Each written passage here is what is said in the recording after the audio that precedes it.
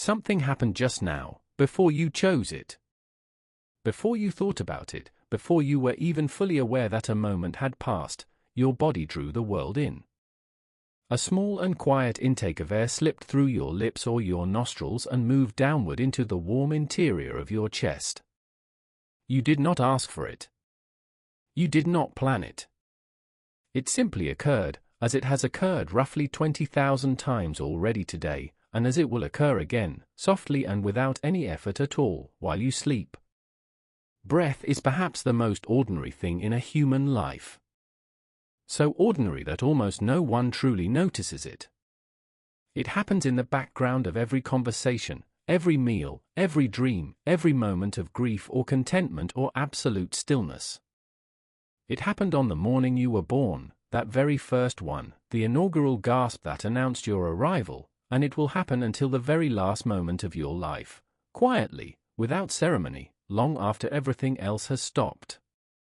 And yet, if you pause for a moment, if you allow your attention to rest, gently, on the slow rise and fall of your chest, something remarkable becomes apparent. This thing you do without thinking, 20,000 times each day, is one of the most extraordinary processes in all of nature. It draws into your body a molecule forged in the hearts of stars that burned out before this planet existed. It depends on an atmosphere that was built by living things across more than 2 billion years. And with every single cycle, it connects you, quietly, invisibly, to a chain of breath stretching back across every creature that has ever drawn air on this earth. The oxygen atoms that are settling into your blood at this very moment have moved through many bodies before yours. They have drifted through ancient forests, through prehistoric seas, through every generation of animal life that this planet has ever sustained. Scientists have calculated that in a single ordinary breath, you take in enough air molecules to include several that were once present in the last exhalation of any person who has ever lived on this earth. The air is very old. And yet it is entirely, intimately yours.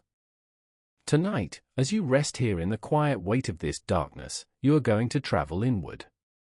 Not far, just here, just into this body of yours, into this breath that is already happening, already moving through you even as you listen. There is nowhere you need to go. There is nothing you need to hold on to. Only this, the slow and effortless rise of your ribs, the soft release, the pause between, and then again.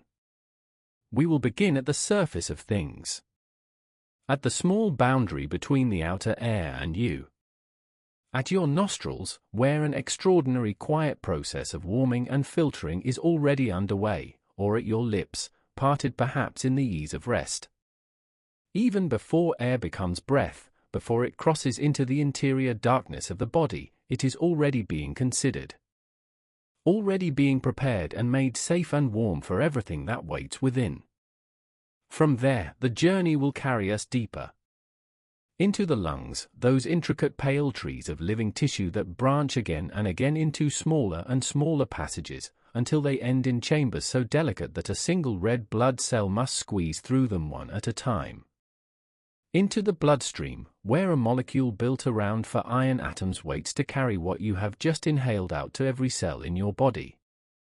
Into the oldest part of the brain, where a cluster of ancient neurons keeps count of every breath without ever requiring your attention or your permission. We will travel back through geological time to the moment when this planet first began to produce the air you are breathing now. We will wonder at creatures that breathe through their skin, through spiracles in their sides, through lungs that work in ways so unlike your own that they stretch the meaning of the word. We will consider what happens to the breath as you cross from waking into sleep, and what the quiet rhythm of your sleeping breath does for the mind behind your closed eyes. We will consider, too, the deep relationship between the breath and the heart, the way that a slow exhalation sends a calming signal along the vagus nerve and gently draws the whole nervous system downward toward rest. We will think about the nose, that often overlooked and quietly remarkable instrument, and the extraordinary journey that air makes through it before it ever reaches the throat. There is so much to discover, and all of it is already happening, right now, in the body you carry through every hour of every day. But for now, here, at the very beginning, there is only the breath that is happening. Not the one you will take in a moment. Not the one you just released. This one, already arriving, already lifting your chest, already moving quietly through all of that branching interior darkness toward something essential and calm. Let the surface beneath you hold you completely. Notice how the breath finds its own pace when you stop directing it, a little slower now, perhaps, a little softer, as though it has been waiting for permission to settle. This is the body beginning its long and familiar descent into rest. This is the breath at ease. Let it carry you. Chapter 1: The Mechanics. There is a muscle you have never consciously commanded, and yet it has never once let you down. It sits at the very base of your lungs, a broad dome of muscle and tendon shaped rather like an open parachute, and it is the primary engine of every breath you take. Its name is the diaphragm, from the Greek word for partition, and it lives up to that name entirely. It is the great dividing wall between the chest and the abdomen, between the world of the heart and lungs above and the world of the stomach and liver below. It is not dramatic to look at. It is not one of the muscles people think about when they think about the body. And yet, without it, breathing as you know it would be impossible. Right now, as you rest here in the quiet, your diaphragm is doing something rather beautiful. On each inhalation, it contracts. When a muscle contracts, it shortens, and because the diaphragm is shaped like a dome and is attached at its rim to the lower ribs and the spine, when it shortens it does something unusual, it flattens. It descends. It pushes downward, gently but persistently, into the space occupied by the abdominal organs, which shift slightly to accommodate it. And as it descends, the space inside your chest grows larger. The lungs, which cling to the inner walls of the chest like two pale gloves, are drawn outward and downward with it. They expand. And as they expand, something happens that is completely inevitable, a law of physics as reliable as gravity: the pressure inside them drops. This is Boyle's law, named for the 17th-century Irish scientist Robert Boyle, who spent considerable time thinking about the relationship between the pressure and volume of a confined gas. His insight was simple and profound: if you increase the volume of a container while the amount of gas inside it stays the same, the pressure of that gas must decrease. And when the pressure inside your lungs drops below the pressure of the air outside, the atmospheric pressure pressing against your face, your body, the world, air flows in. Not because you pushed it. Not because your body did anything dramatic. Simply because nature abhors a pressure difference, and the easiest way to resolve one is for air to move.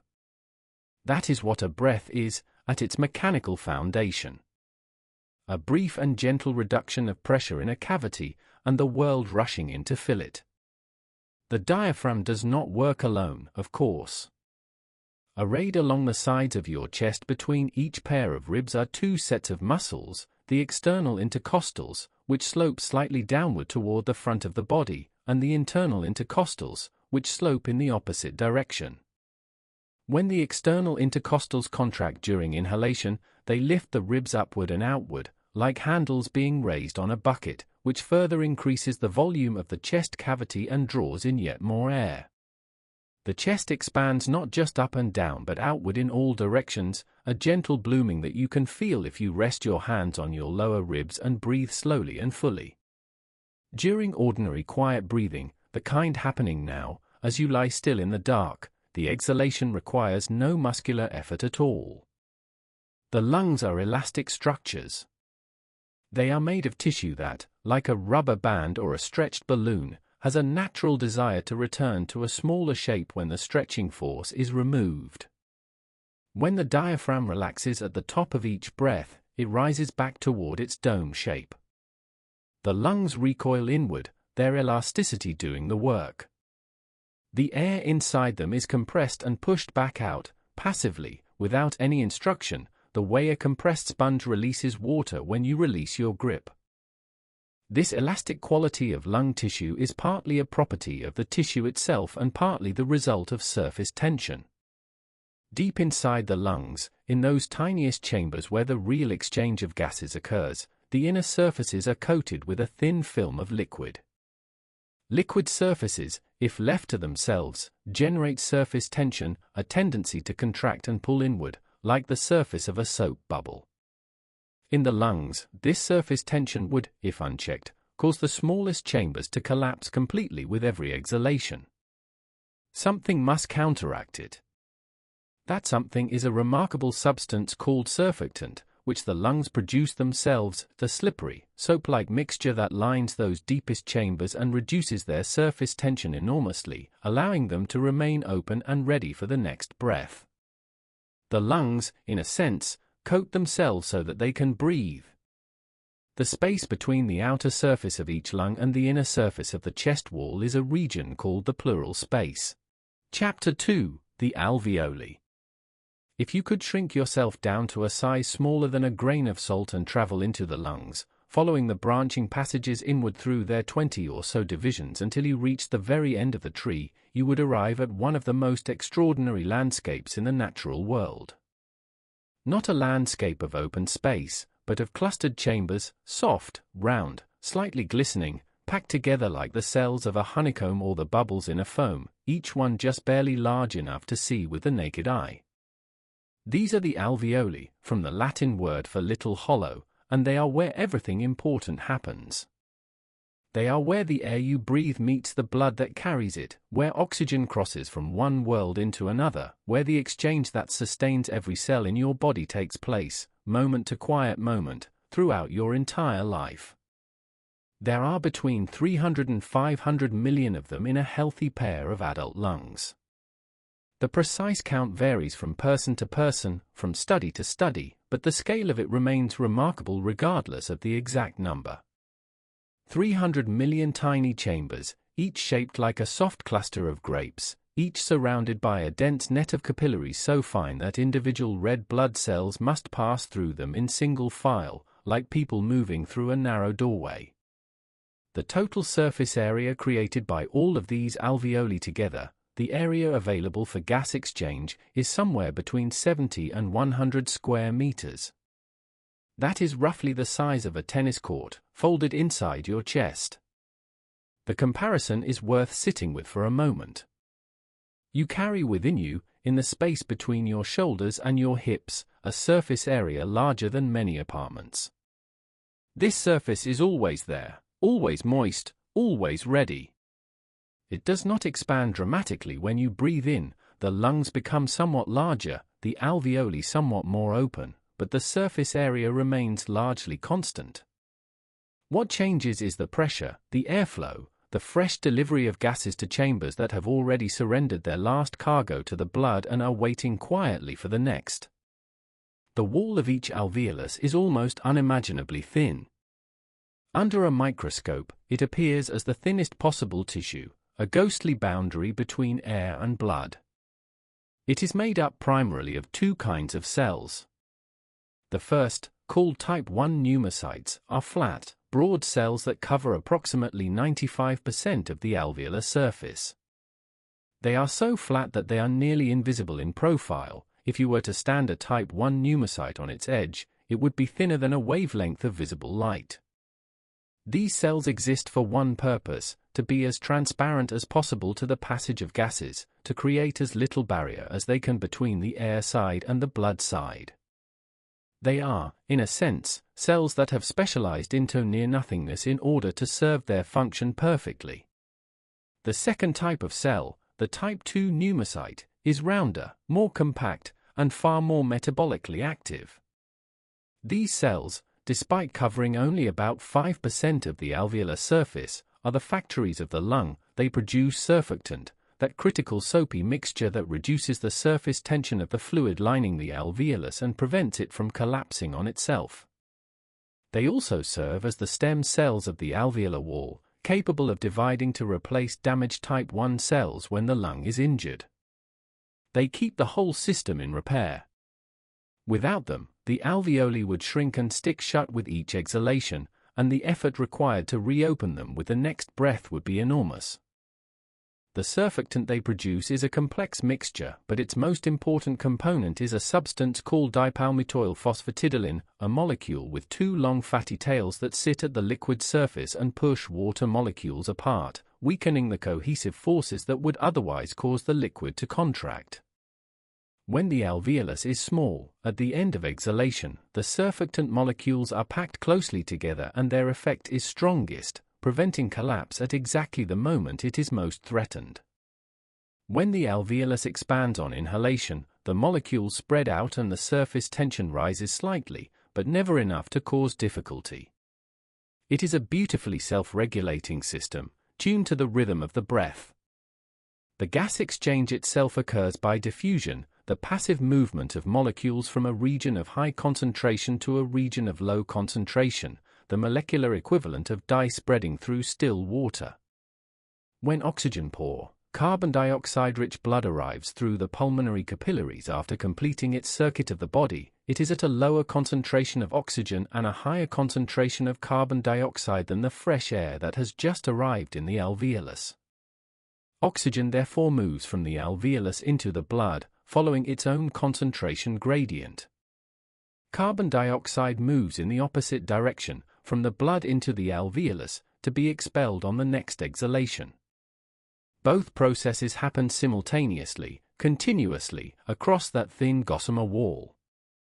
The distance this diffusion must cross, from the air inside the alveolus to the interior of a red blood cell in the adjacent capillary, is approximately half a micrometer. Half 1/1,000,000th of a meter. This is thinner than many bacterial cell walls. It is so thin that it can be crossed by diffusion in a fraction of a second, long before a red blood cell has finished transiting the length of a capillary. The engineering is extraordinarily generous. The system has built in far more capacity than is strictly needed under resting conditions. It is only in extreme exertion, or in disease, that this reserve is stressed. The blood that arrives at the alveoli comes along the pulmonary arteries, an unusual pairing of words, since arteries carry blood away from the heart, and this blood has not yet been to the lungs to collect its oxygen. These are the only arteries in the body that carry deoxygenated blood. They branch alongside the airways, following the same tree, growing thinner with each division, until they become the capillaries that wrap around the alveoli. The capillaries are so narrow and so numerous that at any given moment, the lung holds only about 70 to 100 milliliters of blood spread across that huge exchange surface. It is a thin layer of blood in intimate contact with a thin layer of air, separated by the thinnest possible membrane, and the exchange between them happens with extraordinary efficiency. Patrolling the interior of the alveoli are specialized immune cells called alveolar macrophages, sometimes called dust cells, because one of their roles is to consume inhaled particles, debris, and pathogens before they can cause harm. These cells are long-lived, self-renewing, and remarkably capable. They move slowly across the alveolar surface on pseudopods, engulfing foreign material, dying with quiet dignity when their burden becomes too great.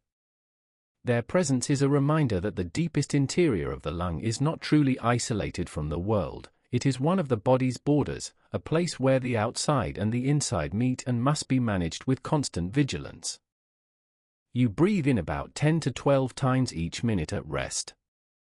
In each of those breaths, roughly 400 milliliters of fresh air reaches the alveoli. The remaining 100 milliliters stays in the airways, never quite making it to the exchange surface. 400 milliliters, distributed across 300 million tiny chambers. Each chamber receives its share of the fresh delivery, surrenders some oxygen to the blood, accepts a cargo of carbon dioxide in return, and waits for the next arrival. The whole transaction is done quietly, without spectacle, in less than a second. In the hours of sleep, this process slows slightly. The breath becomes shallower, the tidal volume drops a little, the metabolic demand of the resting body is lower. The alveoli work less hard. But they do not rest. They continue their quiet transaction, hour after hour, through the dreaming and the dark, through every stage of sleep, through every depth and shadow of the night. They will be working now, as you listen.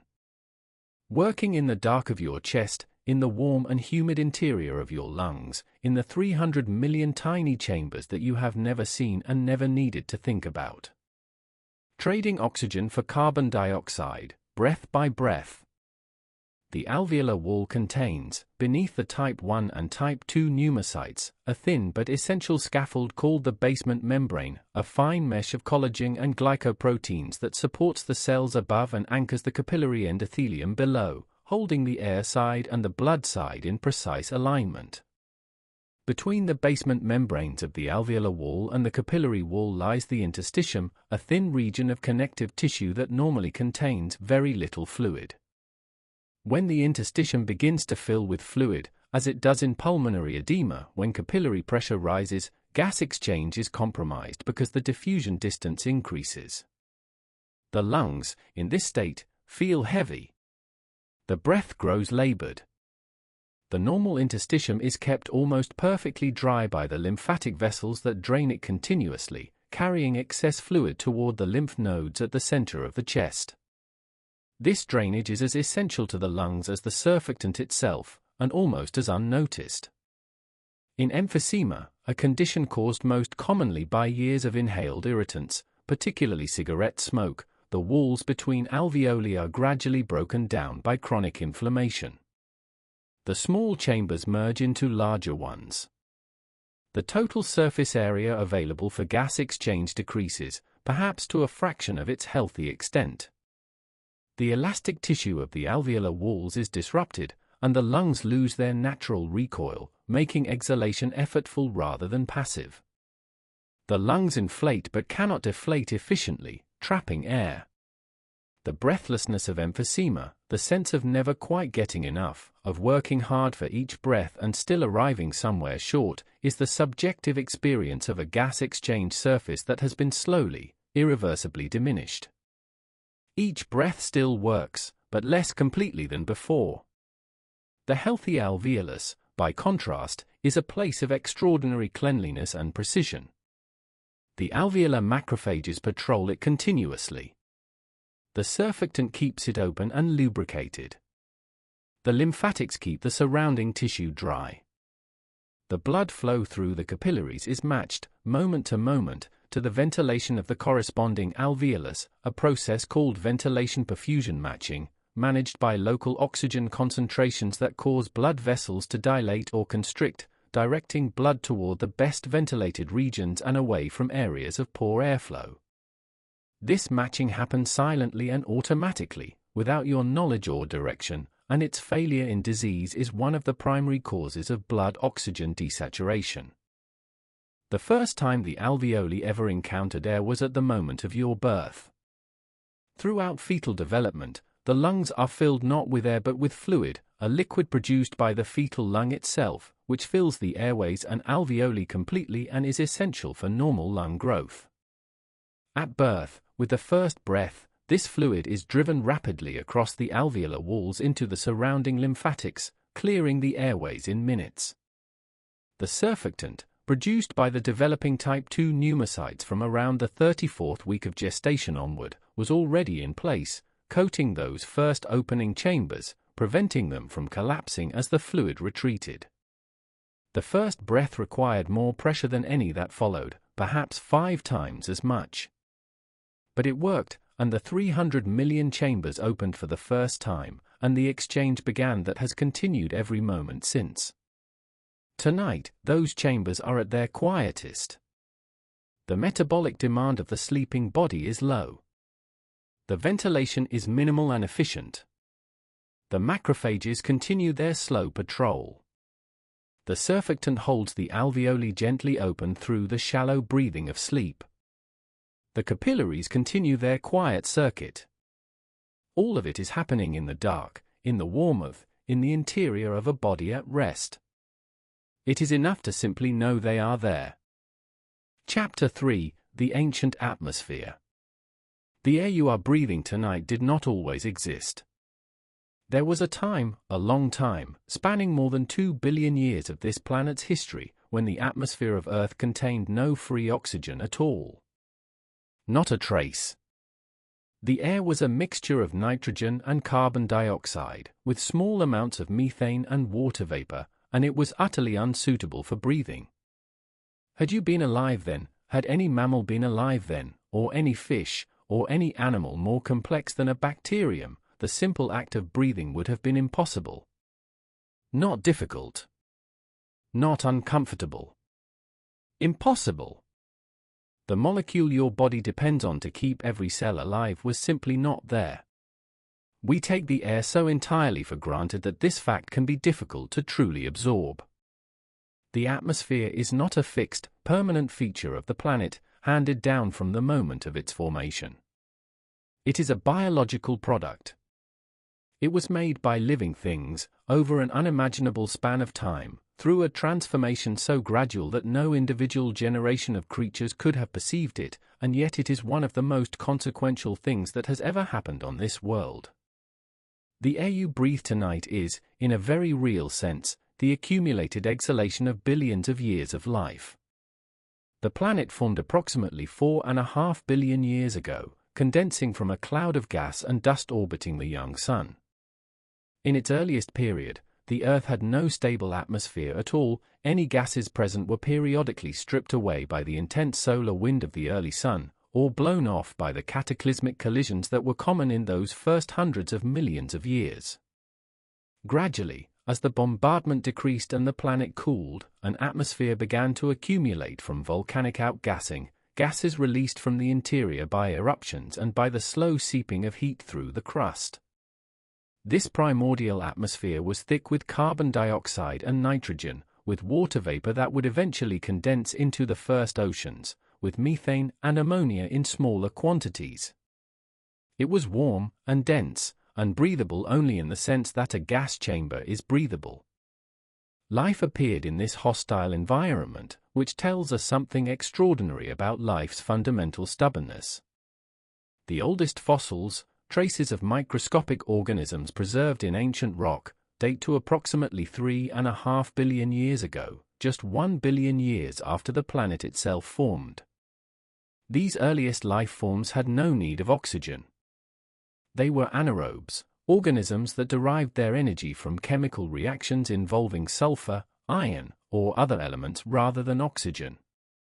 In a world with no free oxygen, this was not a limitation. It was simply the only way to be alive.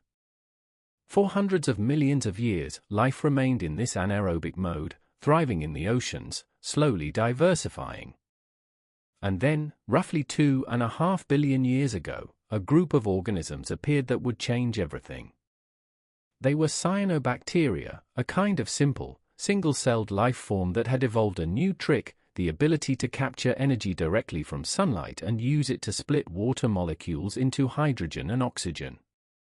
The hydrogen was kept and used in the construction of organic molecules. The oxygen, which was essentially a waste product, a byproduct of this energy capturing process, was released into the water around them, and from there into the atmosphere above. This was photosynthesis, in its first and most ancient form. And its consequences were catastrophic for almost everything alive at the time. Oxygen, for the anaerobic organisms that had dominated the planet until then, was not a gift. It was a poison. It reacted aggressively with the biological molecules these organisms depended on, disrupting their chemistry, damaging their structures. The arrival of free oxygen in the atmosphere is sometimes called the Great Oxidation Event, and it represents the first mass extinction in the history of life on Earth, not caused by an asteroid or a volcanic supereruption, but by a change in the atmosphere driven by life itself. The event unfolded gradually, over millions of years. As the cyanobacteria multiplied and spread across the ancient oceans, oxygen concentrations in the atmosphere began to rise. Some of the oxygen reacted with dissolved iron in the seawater, precipitating out as iron oxide, rust, and settling to the ocean floor in vast layers of banded iron formations that we can still find today, preserved in ancient rock on every continent. These formations are, in a sense, the record of the world's first great industrial output, the rusting of the ocean by a microorganism.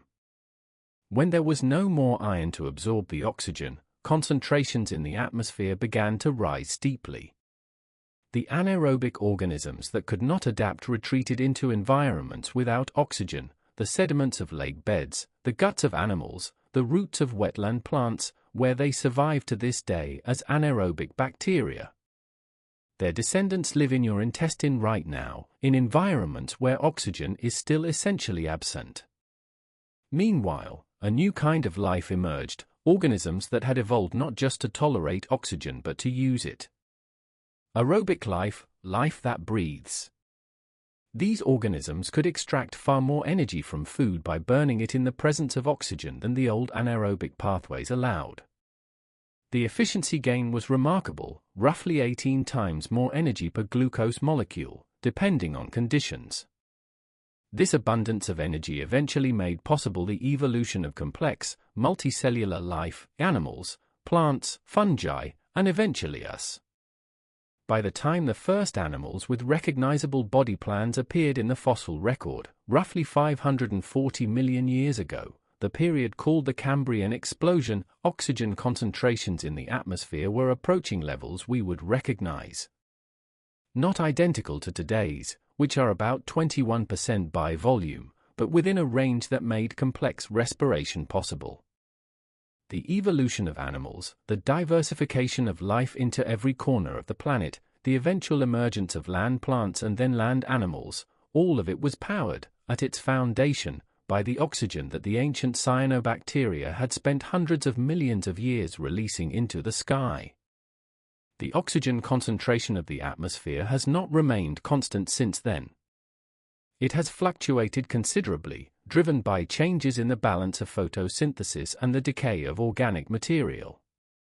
During the Carboniferous period, roughly 300 million years ago, when enormous forests covered much of the land and their decay was slow in the low oxygen conditions of that time, atmospheric oxygen may have reached as high as 35%, so high that insects, whose bodies are poorly suited to controlling oxygen intake, grew to enormous sizes.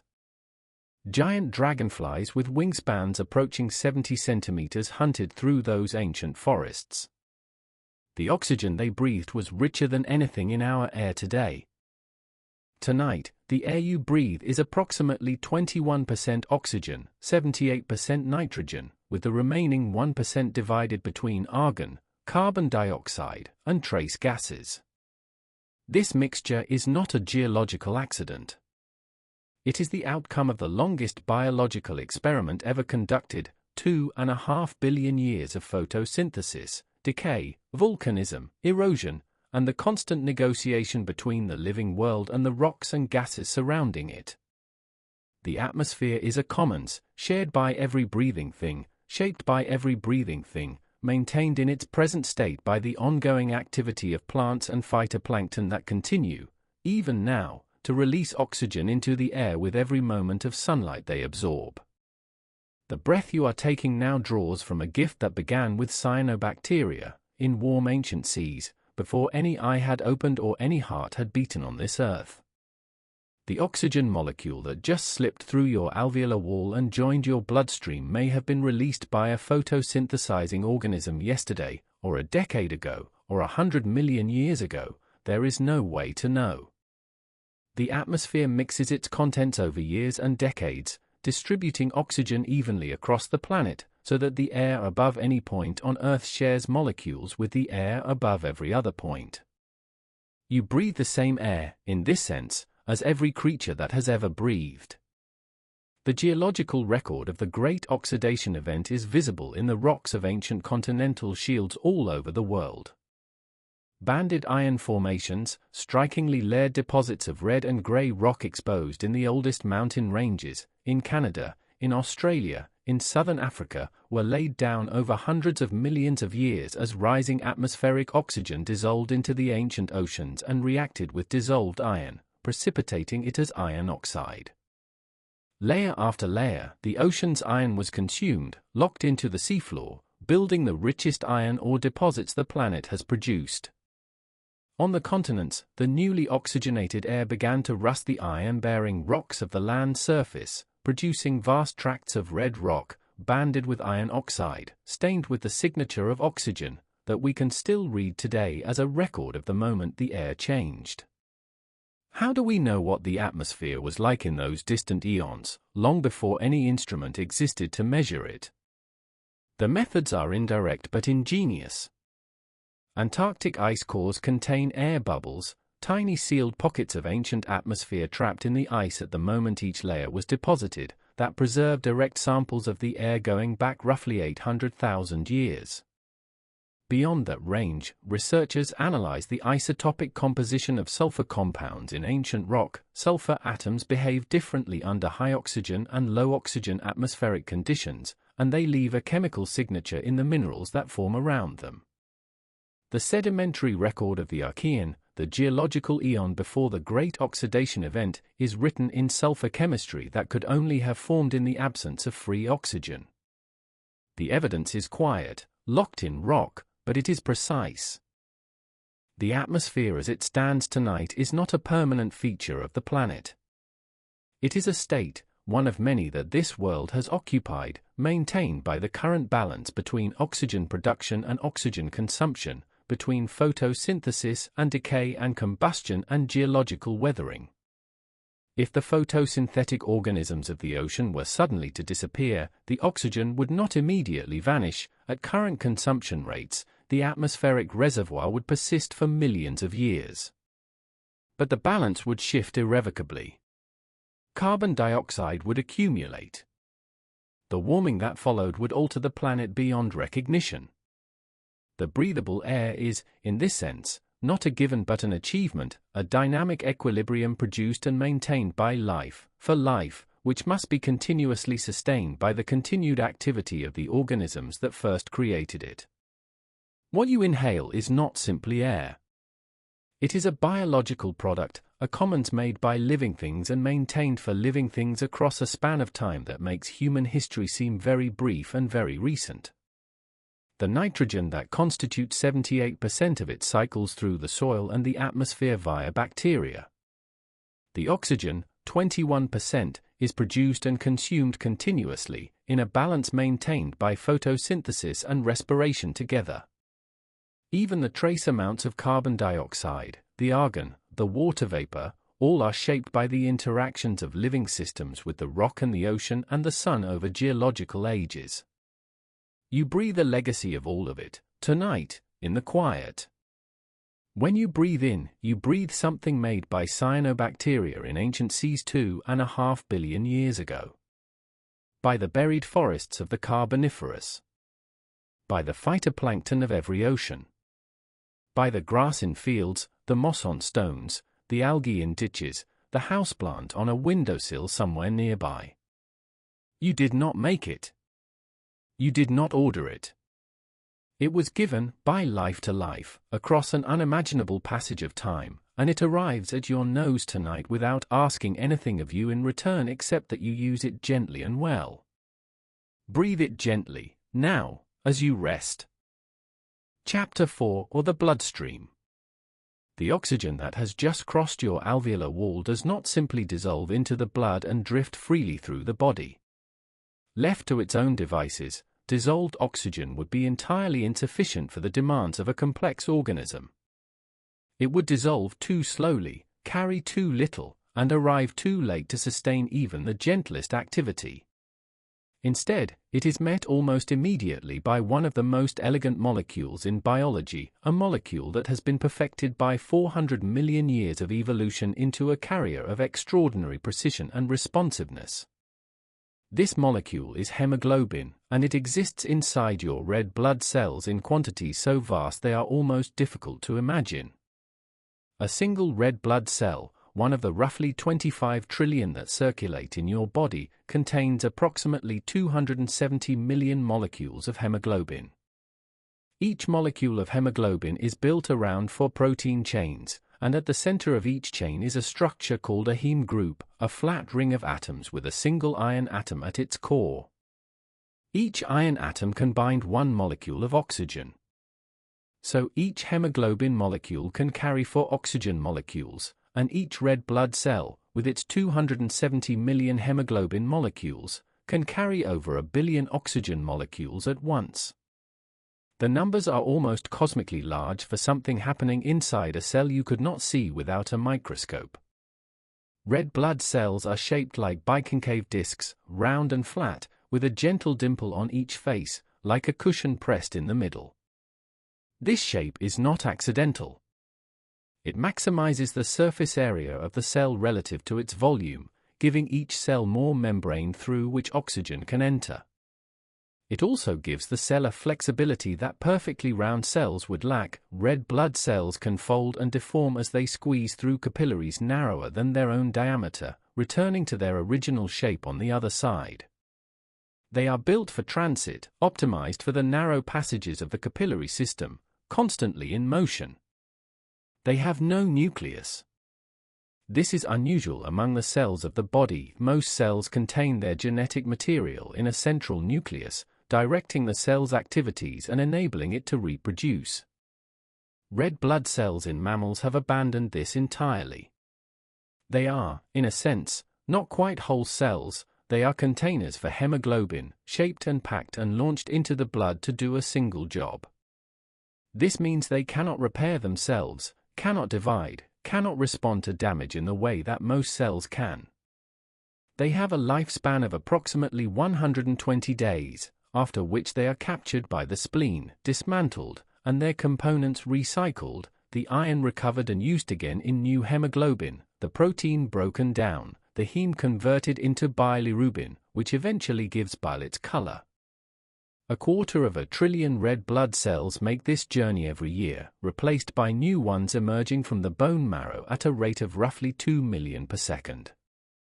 At the alveolar wall, when a red blood cell arrives carrying depleted hemoglobin that has already delivered its oxygen to the tissues and is now waiting for a new load, the oxygen that has diffused from the alveolus into the plasma surrounding the cell quickly enters the cell and encounters the hemoglobin.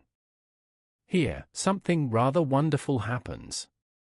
The first oxygen molecule to bind to one of the four heme groups does so a little reluctantly. The protein is in a shape that makes binding slightly difficult. But once that first oxygen molecule is attached, it causes the protein to shift its shape slightly, and the remaining 3 binding sites become more accessible. Each oxygen molecule that binds makes the next binding slightly easier, slightly faster.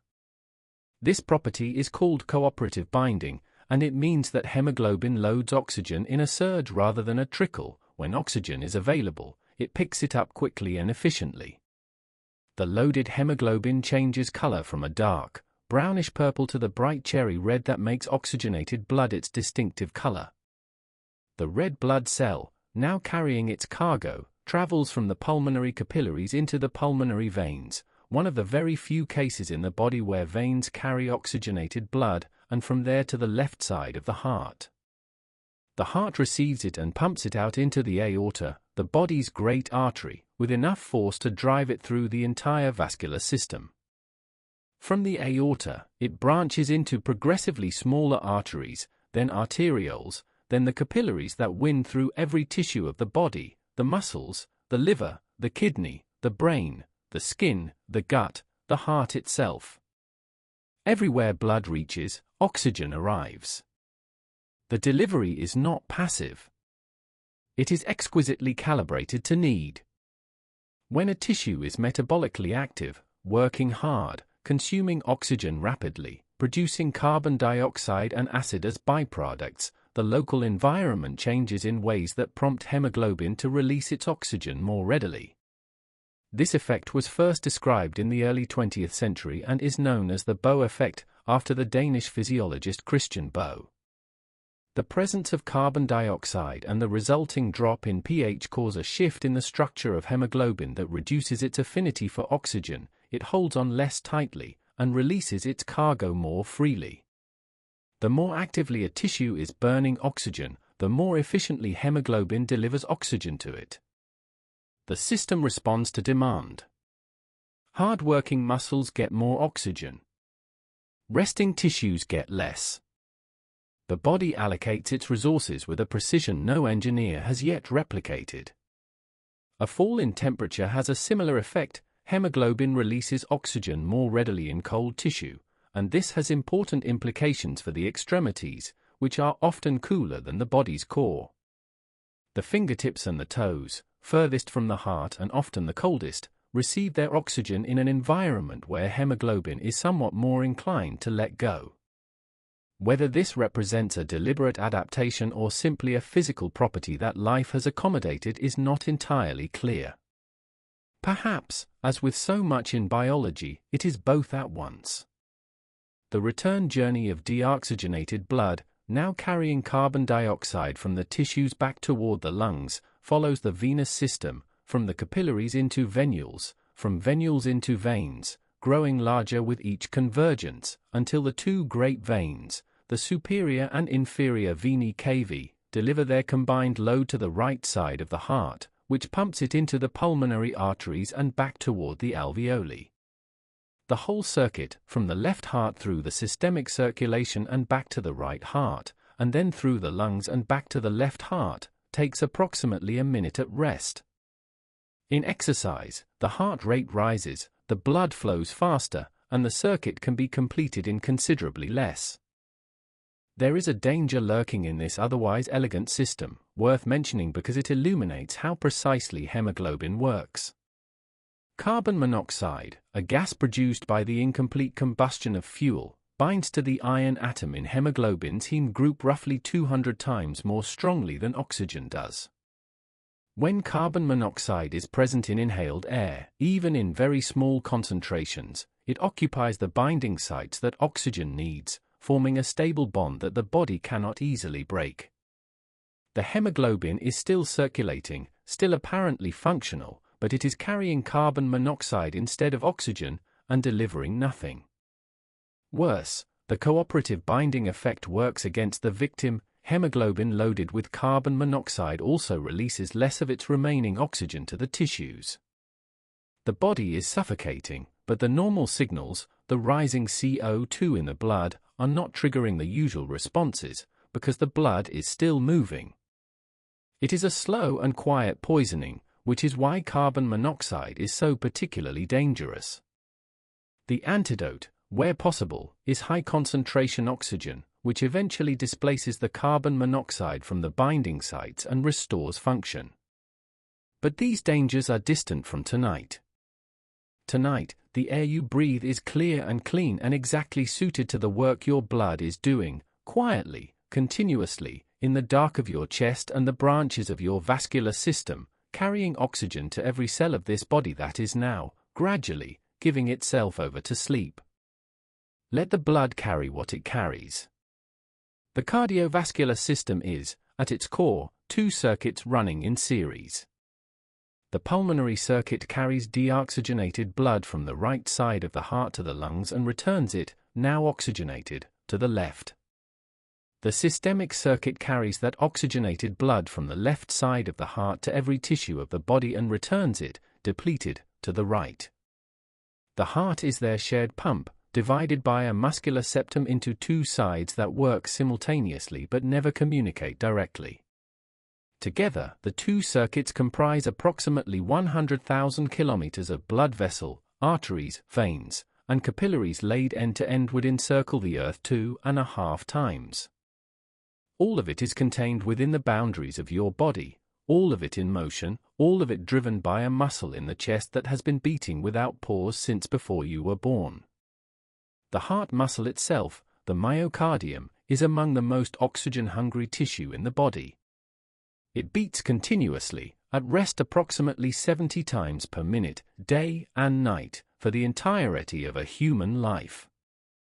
To sustain this output, it extracts an unusually high percentage of the oxygen from every milliliter of blood that flows through its own coronary arteries, more than any other organ in the body. This is why blockage of a coronary artery is so immediately dangerous, unlike skeletal muscle, which can tolerate periods of reduced oxygen and supplement its energy production through anaerobic pathways. The myocardium has very little reserve. Within minutes of a blockage, the deprived cells begin to die. The vulnerability is the price of continuous output. The fragility of hemoglobin becomes vivid in sickle cell disease, a genetic condition caused by a single amino acid substitution in the beta chains of the hemoglobin protein. This one change causes the protein to behave normally when oxygen is plentiful but to polymerize into stiff fibers when oxygen is low, distorting the red blood cell into the rigid crescent shape that gives the disease its name. Sickled cells cannot deform to pass through narrow capillaries. They block blood flow in the smallest vessels. They are fragile and break apart more quickly than normal cells, leading to anemia and to painful crises when blood flow to tissues is interrupted. One substitution, one letter altered in the genetic code, changes everything about how oxygen moves through a body and a life. In iron deficiency anemia, the most common nutritional deficiency in the world, there is simply not enough iron available for the body to produce adequate hemoglobin. Without sufficient hemoglobin, each red blood cell carries less oxygen. The body compensates, the heart beats faster, the production of red blood cells increases, the blood flows more quickly. But beyond a certain degree of deficiency, compensation is not enough. Fatigue settles into the bones. Breathlessness arrives with mild exertion. The skin becomes pale as the blood loses its rich color and the vessels of the dermis carry fewer red cells.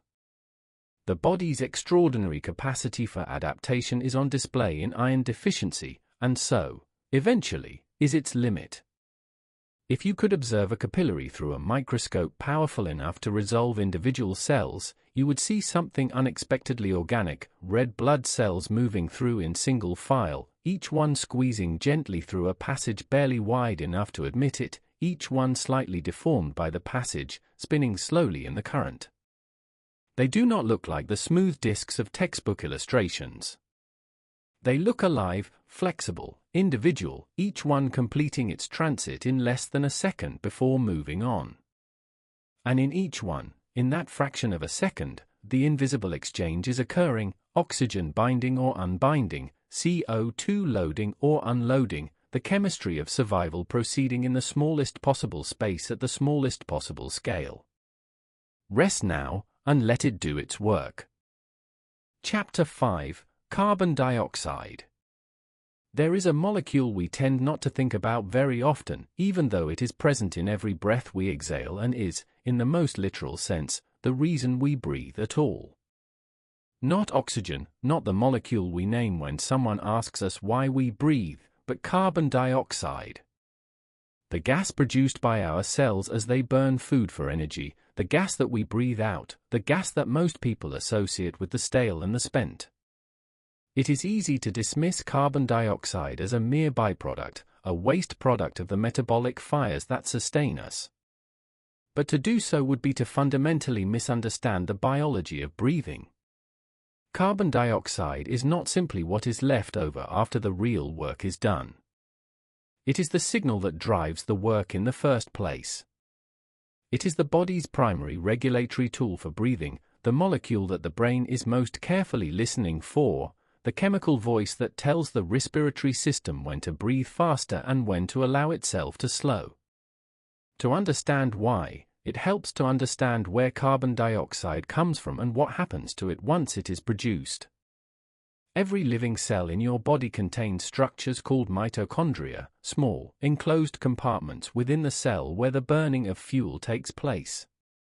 When glucose, the body's primary energy currency, is broken down in the presence of oxygen, the chemical bonds within it are rearranged, energy is released, and the carbon atoms that were part of the glucose molecule combine with oxygen to form carbon dioxide.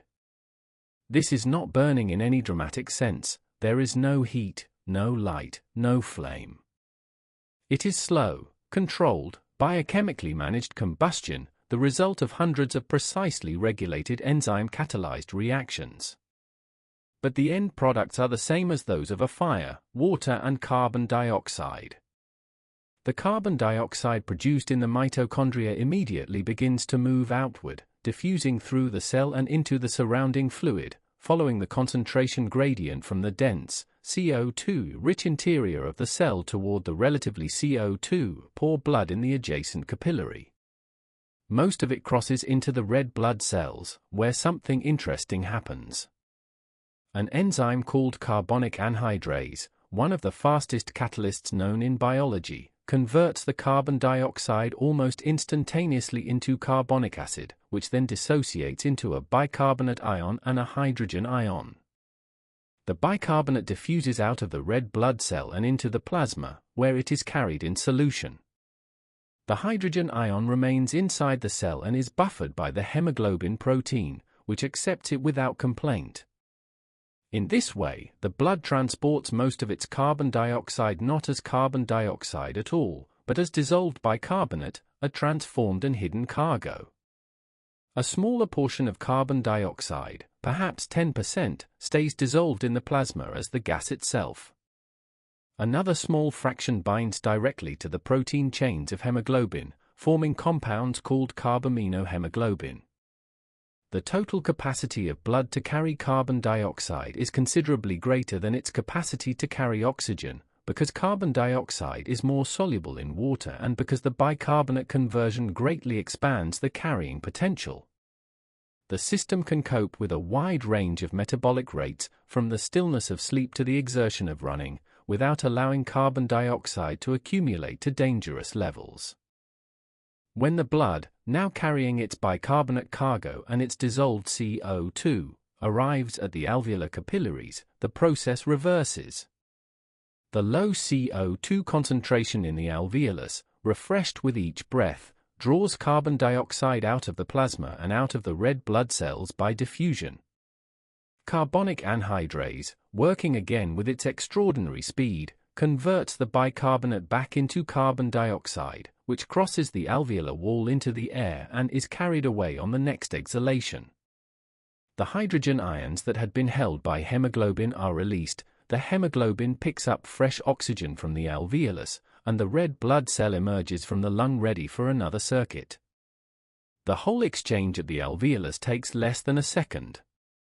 Now comes the question of why carbon dioxide, rather than oxygen, is the primary driver of the urge to breathe. One might expect, intuitively, that breathing is driven by the body's need for oxygen, that when oxygen levels in the blood fall, the brain notices and commands a breath. And while this is partly true, there are receptors in the body that detect low oxygen levels and respond to them. They are not the primary sensors under normal conditions. The brain is far more sensitive to changes in carbon dioxide, and specifically to the drop in pH that results when carbon dioxide dissolves in the cerebrospinal fluid surrounding the brain and forms carbonic acid. The brain's respiratory center, in the medulla oblongata at the base of the brainstem, is surrounded by cerebrospinal fluid. Specialized neurons called central chemoreceptors are embedded in the surface of the medulla and are bathed in this fluid. When the blood's carbon dioxide level rises, as it does whenever you hold your breath, or breathe too shallowly, or are very physically active, CO2 diffuses across the blood-brain barrier into the cerebrospinal fluid, where it dissolves and makes the fluid slightly more acidic. This tiny shift in pH is detected by the central chemoreceptors, who relay the signal to the respiratory center, more ventilation needed. The breathing rate increases, CO2 is expelled, and the pH returns toward normal. This sensitivity to CO2 is so precise that a rise of just a few millimeters of mercury in the partial pressure of CO2 in the blood is enough to meaningfully increase the breathing rate. The system operates within very tight tolerances, keeping the blood's CO2 level, and therefore its pH, within a narrow range that allows the body's enzymes and proteins to function correctly. Enzymes, those molecular machines that drive every chemical reaction in the body, are extremely sensitive to pH. A shift of even a few tenths of a unit from the body's preferred pH of about 7.4 can impair their function. The respiratory system, by controlling CO2 levels, is therefore also controlling the acidity of the blood. It is a breathing machine and a pH regulator simultaneously. When CO2 rises too high, a condition called hypercapnia, the blood becomes more acidic and the breathing rate rises sharply. When CO2 falls too low, hypocapnia, which can happen during deliberate hyperventilation, the blood becomes more alkaline, and a range of unpleasant symptoms may occur: tingling in the hands and feet, lightheadedness, and in severe cases, muscle spasms. This is because low CO2 causes blood vessels in the brain to constrict, reducing blood flow, and because the alkaline blood causes calcium ions to bind more tightly to proteins, reducing their availability for nerve conduction. It is a reminder that breathing too much is not better than breathing just enough. The body requires a precise balance, not an abundance. When you breathe slowly, as you may be beginning to do now, the carbon dioxide level in your blood rises very slightly, not to a dangerous degree, but enough to produce a gentle, reliable signal for the next breath. The breathing slows to match the demand. In sleep, metabolic rate falls, CO2 production decreases, and the breathing rate follows, typically dropping from 12 to 15 breaths per minute when awake to perhaps 10 to 12 in light sleep, and somewhat fewer in the deepest stages of slow-wave sleep. The brain continues its monitoring throughout, adjusting the rate automatically, ensuring that CO2 never rises past a certain threshold even in the deepest sleep. Carbon dioxide is not the enemy of the breath. It is its timekeeper, its regulator, the signal that keeps the whole system honest and precise. Without it, the drive to breathe would be unmoored from the body's actual needs, lurching widely between too much and too little. With it, the breathing is responsive, accurate, and constant, as reliable as a clock ticking in a quiet room. And in the quiet of this room, the clock ticks on. There is a particular kind of breath that most people experience several times per hour without ever noticing, and that researchers have identified as one of the lungs' most important self-maintenance behaviors. It is called the physiological sigh, a double inhalation, in which a normal breath is followed immediately by a second, smaller inhale that tops up the lungs to near their maximum volume. During ordinary quiet breathing, a fraction of the smallest alveoli gradually collapse as the shallow tidal volume fails to fully re-inflate them. The same surface tension that surfactant works to control is never perfectly defeated. The physiological sigh reopens these collapsed chambers with the extra pressure of the double inhale.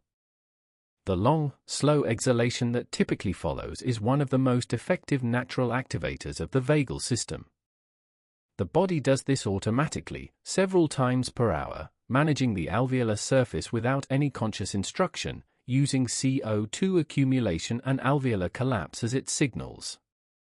The Haldane effect, named for the physiologist John Scott Haldane, who described it in the early 20th century, describes a property of hemoglobin that works in elegant complement to the Bow effect. Deoxygenated hemoglobin, having released its oxygen to the tissues, is better at binding carbon dioxide and hydrogen ions than oxygenated hemoglobin is. This means that in the tissues, where oxygen is surrendered, CO2 is simultaneously picked up more efficiently. And in the lungs, where oxygen is loaded, CO2 is released more completely. The Bow and Haldane effects function together. The Bow effect facilitates oxygen delivery in the tissues. The Haldane effect facilitates CO2 removal at the same location. They are not separate systems but two faces of the same adaptive molecule.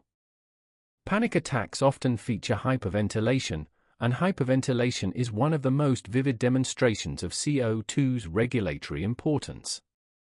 When a person in acute panic breathes rapidly and deeply, the rate of CO2 clearance from the blood greatly exceeds the rate of its production. The arterial CO2 falls. The blood becomes slightly more alkaline. And rather than the sense of relief one might expect from this altered state, the symptoms worsen, tingling in the hands and face, as the alkaline blood alters the binding of calcium ions to nerve cell membranes, lightheadedness, as the cerebral blood vessels constrict in response to the fallen CO2, perhaps muscle cramps, as the calcium availability for muscle contraction is reduced. Throughout all of this, the oxygen level in the blood is completely normal. It is not oxygen deprivation but CO2 depletion that drives the distress. The old remedy of breathing into a paper bag, to rebreathe exhaled CO2, works precisely because it restores the CO2 level and reverses the alkalosis. The precision with which the body maintains its CO2 level is worth reflecting on. In a healthy person at rest, the partial pressure of CO2 in the arterial blood is kept within a few millimeters of mercury of its set point, approximately 40 millimeters, despite continuous variation in metabolic rate, posture, emotional state, and breathing pattern. This precision is achieved by the continuous feedback loop between the chemoreceptors, the brainstem, and the breathing muscles, a loop that updates the respiratory drive many times per minute, making tiny adjustments that are individually invisible but collectively maintain a stable internal environment. No other physiological variable is managed this tightly with so little conscious involvement. The blood CO2 is the body's most precisely kept secret. Tonight, in the quiet, the CO2 is being managed on your behalf. Between each exhalation and the next, it accumulates very slightly in the blood, too slightly to feel, too slightly to know consciously, but enough to issue its patient signal to the brainstem, enough to produce the next breath right on schedule. The signal rises. The breath comes. The CO2 is cleared. The signal diminishes. And then it rises again, as it has risen and diminished and risen for every breath of your life, in the slowest and most faithful of oscillations. Let it count the breaths for you now. Chapter 6: The Brainstem. There is a part of your brain that you will never consciously access, never willingly direct, never be able to override for more than a very short time without your body taking back control. It sits at the very base of the brain, where the brainstem narrows into the spinal cord, and it is among the oldest structures in vertebrate neurology, older, by hundreds of millions of years, than the cortex that thinks your thoughts, older than the limbic system that colors your emotions, older than virtually every other structure you might name when you think about the brain. This region, the medulla oblongata, is where the rhythm of your breathing is generated and maintained. It is, quite literally, the part of your brain that keeps you alive when you are not thinking about it, which is to say, always. The medulla is a short, blunt structure, approximately 3 centimeters long, nestled at the base of the brainstem between the points above and the spinal cord below. Its exterior is unremarkable. But within it, densely packed groups of neurons are doing work of extraordinary importance. For breathing specifically, the critical area is a bilateral cluster of cells deep in the medulla called the Prebotzinger complex, named for the neuroscientists who identified it in the early 1990s, though its location and function had been suspected for decades before. The Prebotzinger complex is, as far as current understanding goes, the pacemaker of breathing, the cluster of neurons that spontaneously generates the rhythmic drive to inhale, over and over, without requiring any external stimulus to keep it going. What makes the Prebotzinger complex remarkable is the property of its neurons. Many of them are bursting pacemakers, meaning they depolarize rhythmically on their own, generating electrical signals at regular intervals without needing to be prompted. This is not the case for most neurons, which fire only in response to input from other cells.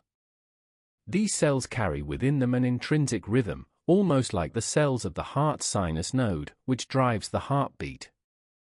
Exactly how this rhythm emerges from the properties of the ion channels in these neurons is still a matter of active research, but the outcome is clear: so long as these cells are alive and adequately supplied with oxygen and glucose, they will generate a rhythmic signal.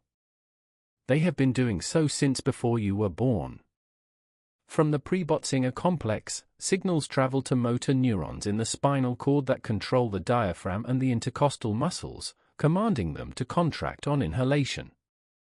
Other groups of neurons in the medulla, the dorsal respiratory group and the ventral respiratory group, coordinate the timing of inhalation and exhalation, smooth the transitions between them, and integrate information arriving from elsewhere in the nervous system.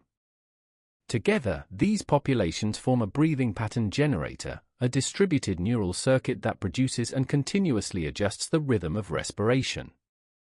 Not far above the medulla, in the pons, the bridge-like structure connecting medulla to midbrain. Two additional centers modulate the breathing rhythm. The apneustic center, in the lower paunce, prolongs inhalation if left unchecked, producing a sustained gasping pattern called apneusis. The pneumotaxic center, in the upper paunce, counteracts this, switching off inspiration and allowing exhalation to begin. These two centers interact in a push-pull relationship that smooths and normalizes the breathing pattern, preventing either overly long inhalations or overly abrupt exhalations. When the pneumotaxic center is damaged, the breath may become irregular and gasping. When both are intact and communicating, the result is the smooth, unhurried rhythm of the resting breath.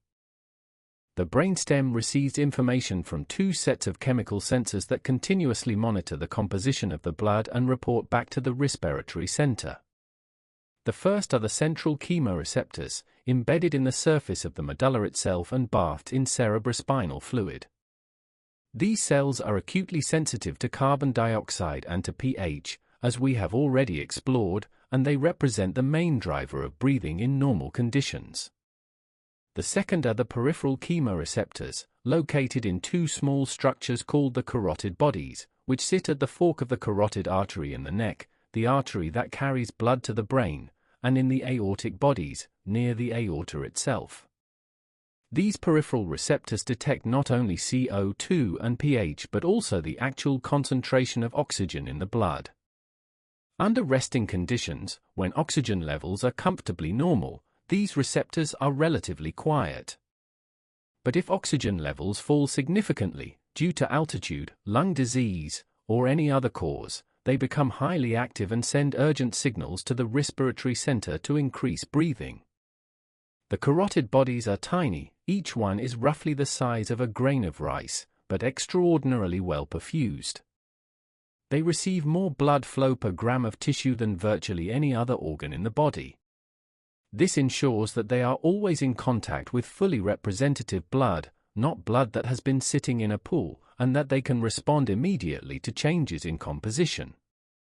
When you climb rapidly to high altitude and the partial pressure of oxygen in the air falls, the carotid bodies detect the drop in blood oxygen within seconds and begin signaling. Within minutes, your breathing rate has increased, your heart is beating faster, and your body has begun the longer-term process of adapting to the reduced oxygen availability. Breathing is also modified by inputs that have nothing to do with blood chemistry. Emotion, for example, has immediate and powerful effects on breathing patterns. Fear causes rapid, shallow breathing, a preparation for fight or flight, ensuring oxygen delivery to the muscles is maximized. Grief may produce slow, irregular breathing with deep sighs as the breathing pattern is disrupted by sobs. Laughter is essentially a series of rapid short exhalations, the vocal expression of repeated bursts of air. All of these are produced by inputs from higher brain regions, the limbic system, the hypothalamus, the cortex, overriding or modulating the brainstem's basic rhythm according to the emotional state of the moment. Speech, too, requires exquisite coordination of the breathing system. To speak, you must manage exhalation with precisely enough pressure to vibrate the vocal cords and enough control to sustain the breath through phrases of varying length. The brainstem coordinates this with input from the speech areas of the cortex, temporarily subordinating the basic breathing rhythm to the demands of vocalization. Between sentences, you inhale quickly. You may have noticed this, the brief intake at the start of a long phrase. This coordination happens entirely automatically, without conscious management. You do not think about when to breathe while you are speaking. The brainstem handles it. And in sleep, this ancient structure becomes more fully itself. The cortex quietens. The modulating influence of higher brain regions withdraws, or largely so. The brainstem's own rhythms emerge more clearly, no longer competing with waking thought or emotion. The breathing pattern simplifies. In deep slow-wave sleep, it becomes remarkably regular, almost metronomic, a steady, unhurried rhythm maintained by that small cluster of neurons in the medulla, faithfully generating its signal through the dark hours, asking nothing, requiring nothing, simply continuing. This has been happening your entire life. Every night you have ever slept, every anesthetic you have ever been given, every moment of unconsciousness, whether from sleep or injury or illness, through all of it, the pre-Botzinger complex has been generating its rhythm. No conscious part of you was present. No intention was required.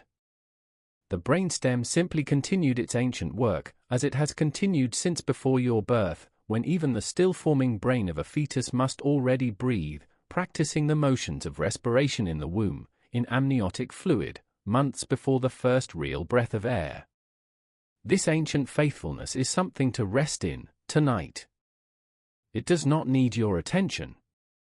The signal from the respiratory center travels to the diaphragm along one of the most important nerves in the body, the phrenic nerve, which originates from the third, fourth, and fifth cervical nerve roots in the neck, just below the base of the skull. It descends through the chest, passing between the heart and the lung on each side, to reach the diaphragm at the floor of the thoracic cavity. This long path means that the phrenic nerve is vulnerable at many points along its route: a tumor in the chest, a surgical complication, a cervical spinal injury at the right level. Any of these can interrupt the signal from brainstem to diaphragm and necessitate mechanical ventilation. The rhyme taught in medical schools for decades, C3, C4, C5, keep the diaphragm alive, is clinically precise. The fragility of this single nerve, and the absolute dependence of breathing upon it, is a reminder of how close the miracle of breath sits to its own undoing. The limits of voluntary breath-holding illuminate the CO2 drive with vivid clarity. When you hold your breath, the body continues producing CO2 from cellular metabolism, and the blood CO2 begins to rise. The central chemoreceptors detect the increase. The drive to breathe intensifies, first as a mild awareness, then a growing urgency, then an overwhelming compulsion that almost no effort of will can override for long.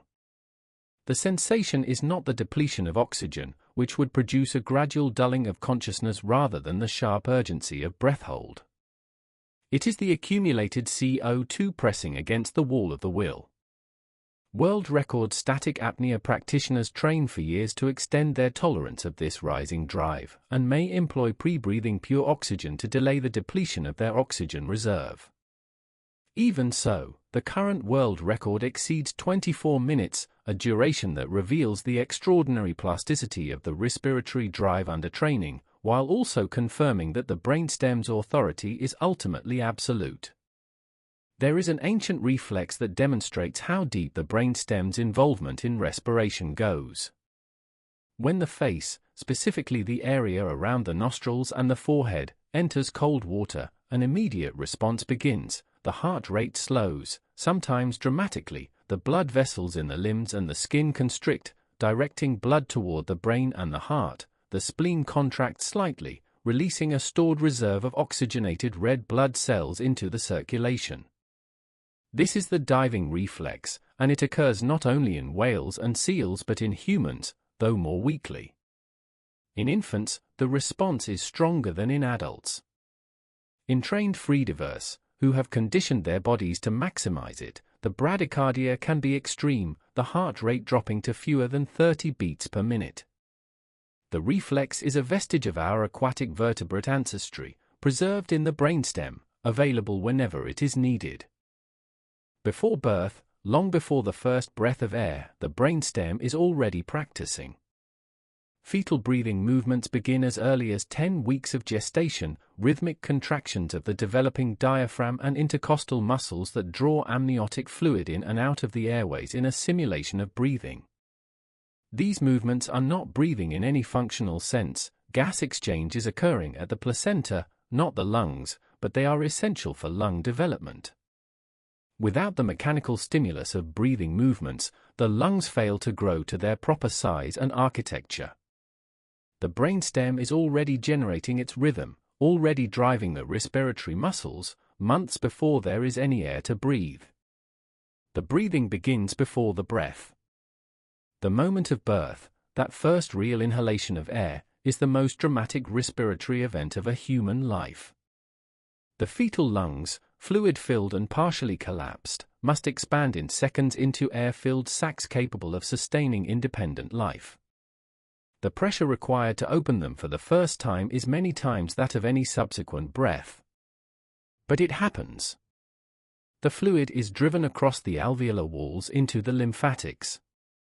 The surfactant holds the newly opened chambers against collapse. Within minutes, the gas exchange that the placenta has managed for 9 months transfers entirely to the lungs. The brainstem's rhythm, already generating its signal in the womb, now drives real breathing. And it has not stopped since. It will breathe for you while you sleep. Chapter 7: Sleep and Breath. There is a threshold you are approaching right now. It is not sharp, it has no definitive edge, no moment at which a door closes and one world ends and another begins.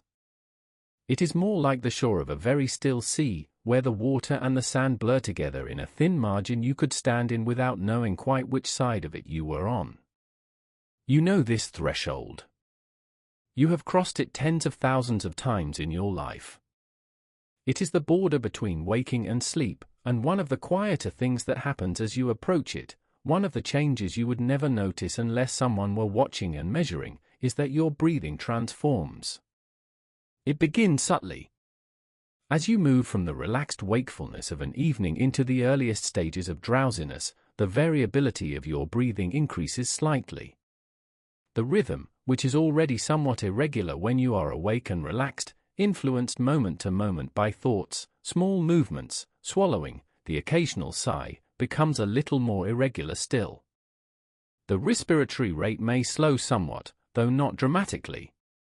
The tidal volume begins to decrease, the breaths become shallower, the excursions of the chest less ambitious. This is not a problem. The body's demand for oxygen is decreasing alongside the metabolic activity of the brain and muscles, and a shallower breath is all that is needed to meet it. As you cross into stage 1 sleep, the lightest stage, that transitional zone between waking and sleeping where sounds still register and the mind is still capable of sudden return to full awareness, the breathing continues to slow and regularize. The respiratory muscles relax further. The diaphragm does its work with less amplitude. The throat muscles, which in waking life hold the airway open with a certain baseline of tone, begin to relax as well. The airway narrows slightly. In most people, this has no noticeable consequence. The breath moves through the throat a little more slowly, the airway is a little more compliant, but the system manages. The transition is smooth. In stage 2 sleep, a light but genuine sleep, from which you can still be easily wakened, and which makes up about half of a typical night, the breathing settles into a more regular pattern.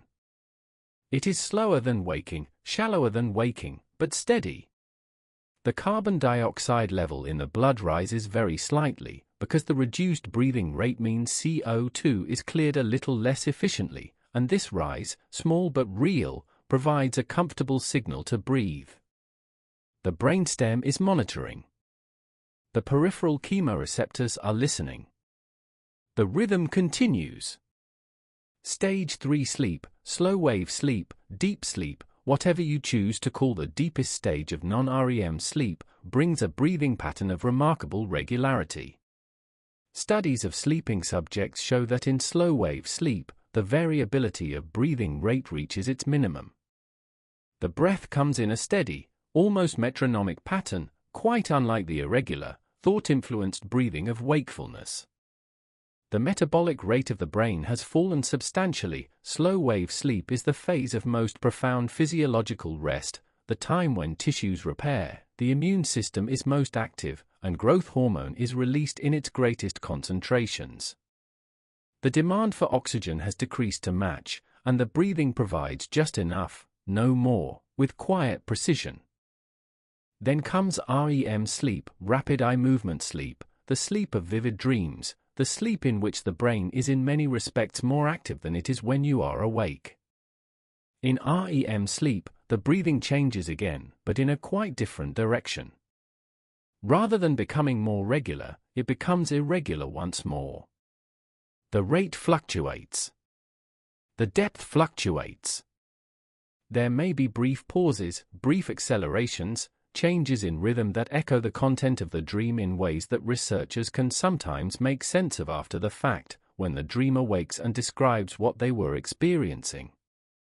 In REM sleep, the motor cortex is generating signals that would, in a waking body, produce movement, but the brainstem produces a form of muscle paralysis, called atonia, that prevents the dreaming body from acting on these impulses. The breathing muscles are largely exempt from this atonia. They must continue their work, but the accessory muscles, the throat muscles, the abdominal muscles, are all significantly more relaxed in REM than they are in any other state. It is this relaxation of the throat muscles that creates the conditions for snoring and, in more significant cases, sleep apnea. Snoring occurs when the relaxed tissue of the soft palate and the back of the throat vibrates as air moves past it during inhalation. It is louder than the person producing it generally realizes, because the vibration is not transmitted through bone to their own auditory system in the way that the sounds of others reach them. Snoring is extremely common. Perhaps 40% of adults snore at least occasionally, and in the absence of associated breathing disturbance, it is primarily an acoustic nuisance rather than a medical problem. Sleep apnea is a more significant matter. In obstructive sleep apnea, the most common form, the airway does not merely narrow during sleep but collapses entirely, blocking the flow of air. The brain, still monitoring CO2 levels, detects the rising concentration of carbon dioxide in the blood as breathing ceases, and eventually issues a response, a brief arousal, a tightening of the throat muscles, a gasp, and a resumption of breathing. The sleeper may not fully wake, they may have no memory of these events in the morning, but the arousals fragment the sleep architecture, preventing the body from spending adequate time in the deeper, restorative stages. Repeated hundreds of times a night in severe cases, this fragmentation produces a profound fatigue that persists through the waking hours regardless of how long the person spends in bed. There is a curious phenomenon, known as Cheney-Stokes respiration, that occurs in some healthy sleepers and is more pronounced in certain medical conditions. Named after the physicians John Cheney and William Stokes, who described it in the 19th century, it involves a gradual crescendo and decrescendo of breathing, the breaths becoming deeper and deeper, then shallower and shallower, with a brief pause in between, in a cycle lasting roughly 30 seconds to a minute. This pattern seems to arise when the carbon dioxide feedback loop becomes somewhat sluggish, perhaps because the brain sensitivity to CO2 changes during sleep, or because the blood takes longer than usual to travel from the lungs to the brain's chemoreceptors. The result is an oscillation in breathing depth as the system slightly overshoots and undershoots its regulatory target. In healthy people at altitude, or in infants, or in some older adults, it may occur for entirely benign reasons and without any distress. The breath is, in this sense, not a simple constant through the night but a dynamic character, different in each sleep stage, responsive to the brain's activity and the body's metabolic needs, sometimes irregular, sometimes metronomic, occasionally pausing, occasionally surging, always ultimately continuing. It is the continuous background of the night, the quiet evidence that the brainstem is doing its work, that the body is alive and resting and being replenished. As you settle deeper now, your own breath is finding its sleep pattern. Slower. Shallower. More even. The thinking that occupies the daylight hours is releasing its grip, and with it the small irregularities that thought imposes on the breathing, the held breath of concentration, the deepened breath of a sigh, the rapid exchange of conversation. What remains is simpler and older. The breath of a sleeping body is one of the most peaceful sounds there is. Yawning is poorly understood for something so universal. It occurs in virtually every vertebrate that has been studied. Fish yawn, birds yawn, snakes yawn, and humans yawn so readily that the mere sight of a yawn, or reading the word, can trigger one. The leading hypotheses for its function include brain cooling. The wide opening of the mouth may allow cooler air to circulate near the blood vessels of the skull, and arousal state regulation, since yawning typically clusters at transitions between states of alertness, including the approach to sleep. There is also evidence for a respiratory function. A yawn is one of the deepest breaths the body spontaneously generates, and it may serve to reinflate alveoli that have partially collapsed during shallow breathing. Whatever its purpose, the yawn that comes as sleep approaches is the body's own announcement of the transition, a deep breath drawn not by effort but by instinct. The circadian rhythm, driven by a cluster of neurons in the hypothalamus called the suprachiasmatic nucleus, influences breathing in ways subtle enough that most people never notice them. Peak expiratory flow rates, which measure how forcefully air can be pushed from the lungs, are highest in the afternoon and lowest in the early hours of the morning, around 2 to 4 a.m. This means that the lungs are, at their least efficient, in the deepest part of the night. The body has arranged things accordingly. Metabolic demand is also at its minimum in those hours, and the reduced respiratory capacity is sufficient for the reduced need. The body and its breath are calibrated to the same clock. Sleep position has a significant effect on breathing, and not a trivial one. Lying on the back allows the tongue and soft palate to fall slightly backward under gravity, narrowing the airway. The diaphragm's range of motion is also somewhat reduced when you are supine, because the abdominal organs press upward against it from below.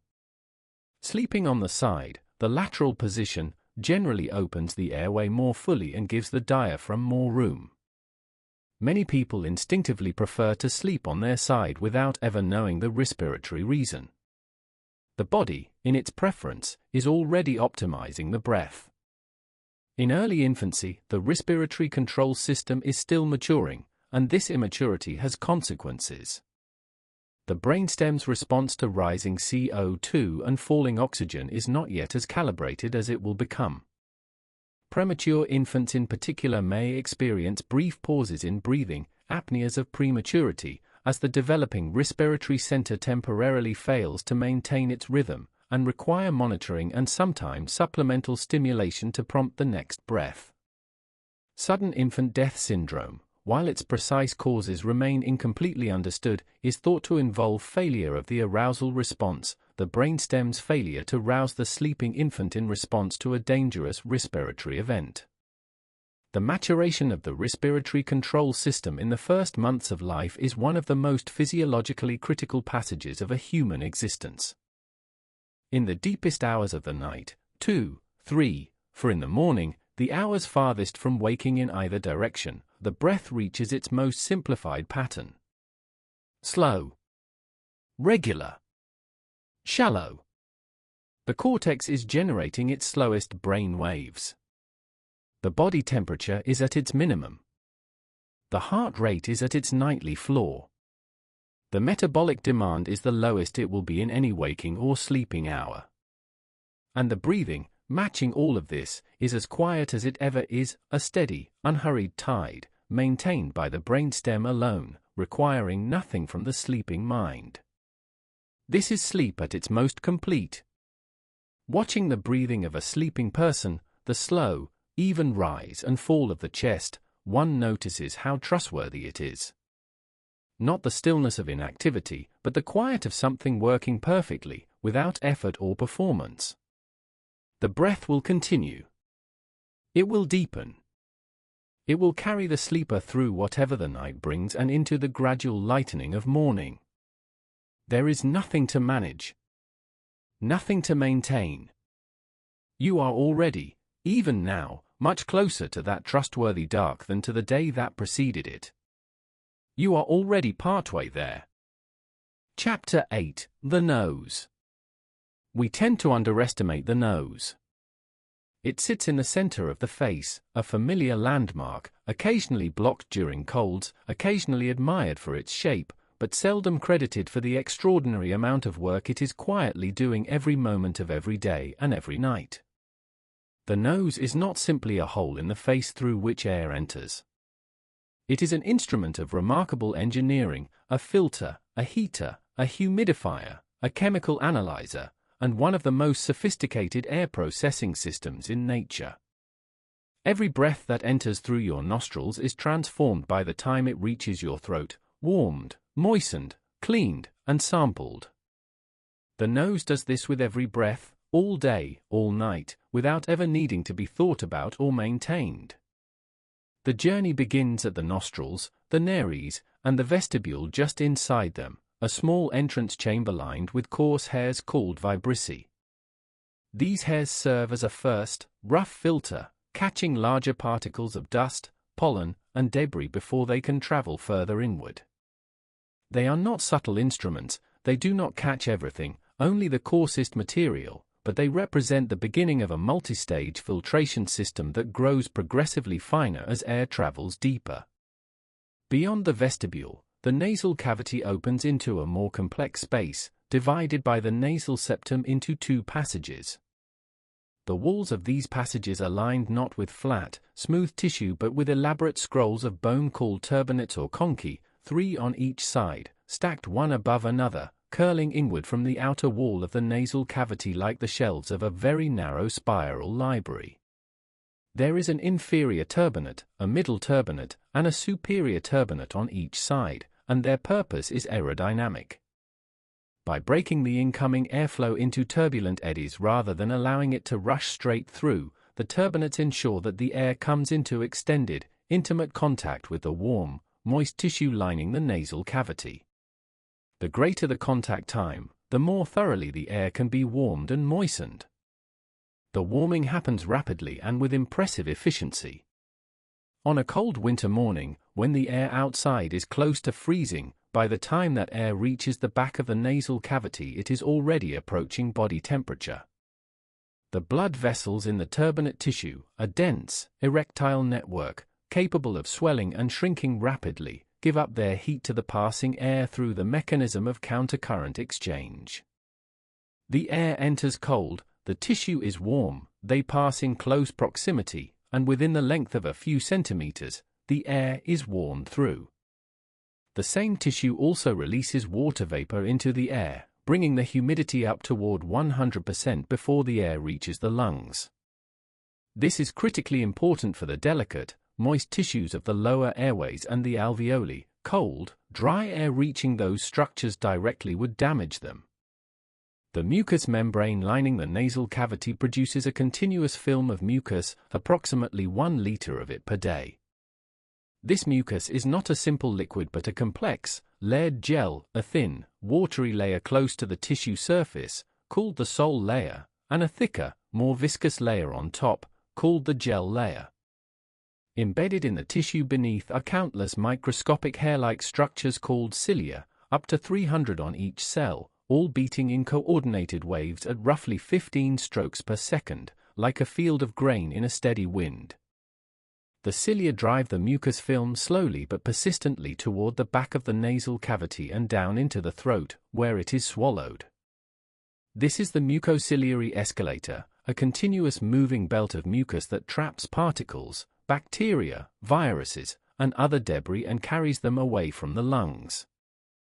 The particles that land in the nasal mucus, caught in its sticky gel like flies in amber, are carried on this escalator to the stomach within about 30 minutes of being trapped, where they are destroyed by acid and by the immune mechanisms of the gut.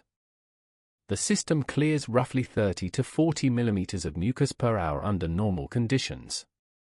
When you are ill with a respiratory infection and the nasal passages are inflamed and overproducing mucus, this escalator becomes overwhelmed, the gel layer thickens faster than the cilia can move it, and the result is the congestion and dripping that accompanies a cold.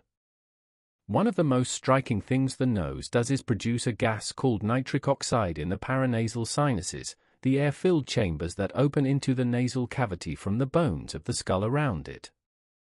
Nitric oxide is a remarkable signaling molecule with multiple roles in the body, but in the context of breathing it has a specific and important function. When it reaches the lungs with the inhaled air, it acts as a local vasodilator, widening the small blood vessels of the pulmonary circulation and improving blood flow to the most effectively ventilated parts of the lungs. The nose, in other words, is not merely preparing the air for the lungs but adding to it a biochemical signal that helps the lungs use the air more efficiently. This is one of the reasons why nasal breathing is generally considered physiologically preferable to mouth breathing, the nasal production of nitric oxide is largely bypassed when you breathe through the mouth. Deep within the nasal cavity, in a small region near the top called the olfactory epithelium, lies something more extraordinary still. This patch of tissue, roughly 2 to 5 square centimeters in area, contains the olfactory receptor neurons, specialized nerve cells that extend tiny hair-like cilia directly into the nasal mucus, where they can chemically sample the air passing over them. These are the only neurons in the human body whose endings are in direct contact with the external environment. Every other neuron is buried within the body, protected by layers of tissue and fluid. The olfactory neurons alone reach out to touch the world, sampling the chemical composition of every breath you take. These neurons connect directly to the olfactory bulb in the brain, bypassing the thalamus, the relay station through which almost all other sensory information must pass before reaching the cortex. This direct connection to ancient brain regions, particularly the hippocampus and amygdala, is thought to explain the peculiar intimacy of smell as a memory trigger, why a particular scent can return you instantly and vividly to a place or a time in a way that no other sense quite manages. The nose is a direct hotline to memory. There is a phenomenon known as the nasal cycle that most people have never heard of, yet which everyone with a nose experiences continuously. Every 90 to 120 minutes, the erectile tissue in the turbinates of one nostril swells slightly, narrowing that side, while the tissue on the other side shrinks back, opening that passage. The result is that at any given moment, you are breathing predominantly through one nostril. The two sides alternate, every hour and a half or so, in a cycle controlled by the autonomic nervous system. The reasons are not entirely understood, but there is evidence that the left and right nasal passages deliver air at slightly different pressures and temperatures, and that this may have subtle effects on brain activity, different pressures stimulating different parts of the olfactory system, with possible downstream effects on which hemisphere of the brain is more active. The nose, even in this, is doing something more complex than it appears. When you sleep, the nasal cycle continues. In some sleep positions, gravity affects which nostril is more open. Lying on your left side tends to open the right nostril more fully, and vice versa. Congestion from allergies or colds can disrupt the cycle, forcing mouth breathing, which explains why a stuffed nose tends to disturb sleep even when the blockage is not severe enough to cause distress during waking hours. The nose is a more important participant in the quality of your sleep than you may previously have imagined. Breathe through it now, gently. The nasal mucosa is not merely a mechanical filter, it is also a sophisticated immunological frontier. Embedded within the mucus lining the nasal cavity is a high concentration of secretory immunoglobulin A, or SIGA, a class of antibody especially adapted to mucosal surfaces. SIGA binds to pathogens caught in the mucus before they can adhere to the epithelial cells beneath, neutralizing them and facilitating their removal by the mucociliary escalator. Beneath the mucosa, a dense population of immune cells, dendritic cells, mast cells, lymphocytes, samples the incoming air and maintains a state of constant immunological readiness. Any antigen that passes the first filter and contacts the deeper tissue is immediately presented to the immune system, which may mount a response ranging from a local inflammation to the initiation of a long-term adaptive immunity. The nose is a surveillance station as much as a filter. The olfactory system is sensitive to a degree that exceeds the analytical capacity of most instruments. Trained human noses can detect certain compounds at concentrations as low as parts per trillion, one molecule of the relevant substance among every trillion molecules of surrounding air. This is achieved through the combinatorial action of approximately 6 million olfactory receptor neurons of 400 distinct types, each type sensitive to a different range of molecular shapes. The brain's olfactory cortex integrates signals from many receptor types simultaneously to construct the perception of a specific smell, a code of extraordinary complexity, capable of distinguishing thousands of distinct odors and retaining memories of them across a lifetime. The nose, in this register, is not a simple filter. It is an instrument of considerable precision and extraordinary range. During vigorous exercise, the nose yields. As the demand for oxygen rises, the resistance of the nasal passages, higher than that of the open mouth, becomes a bottleneck, and the body involuntarily switches to mouth breathing to admit the larger volumes of air needed.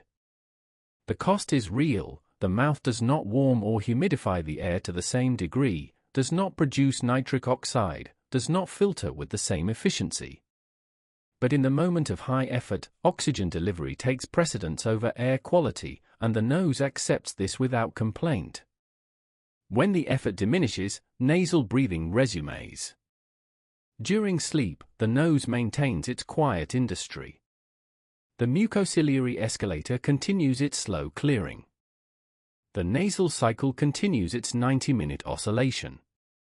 The warming and humidifying functions continue, protecting the airways from the dehydration that would otherwise result from hours of breathing. The olfactory neurons remain partially alert. Strong and familiar smells can sometimes penetrate sleep and influence dreams, and there is evidence that the sleeping brain continues to process olfactory information even in the absence of conscious awareness. The nose, in short, does not rest when you do. It simply continues its work at a slower pace, in the dark, maintaining the quality of the air that the lungs receive hour after hour through the night. There is something almost tender about the nose's fidelity. It sits in the most visible place on the face and does its most important work in complete anonymity. No one thinks about what the nose is doing while they are talking or laughing or sleeping.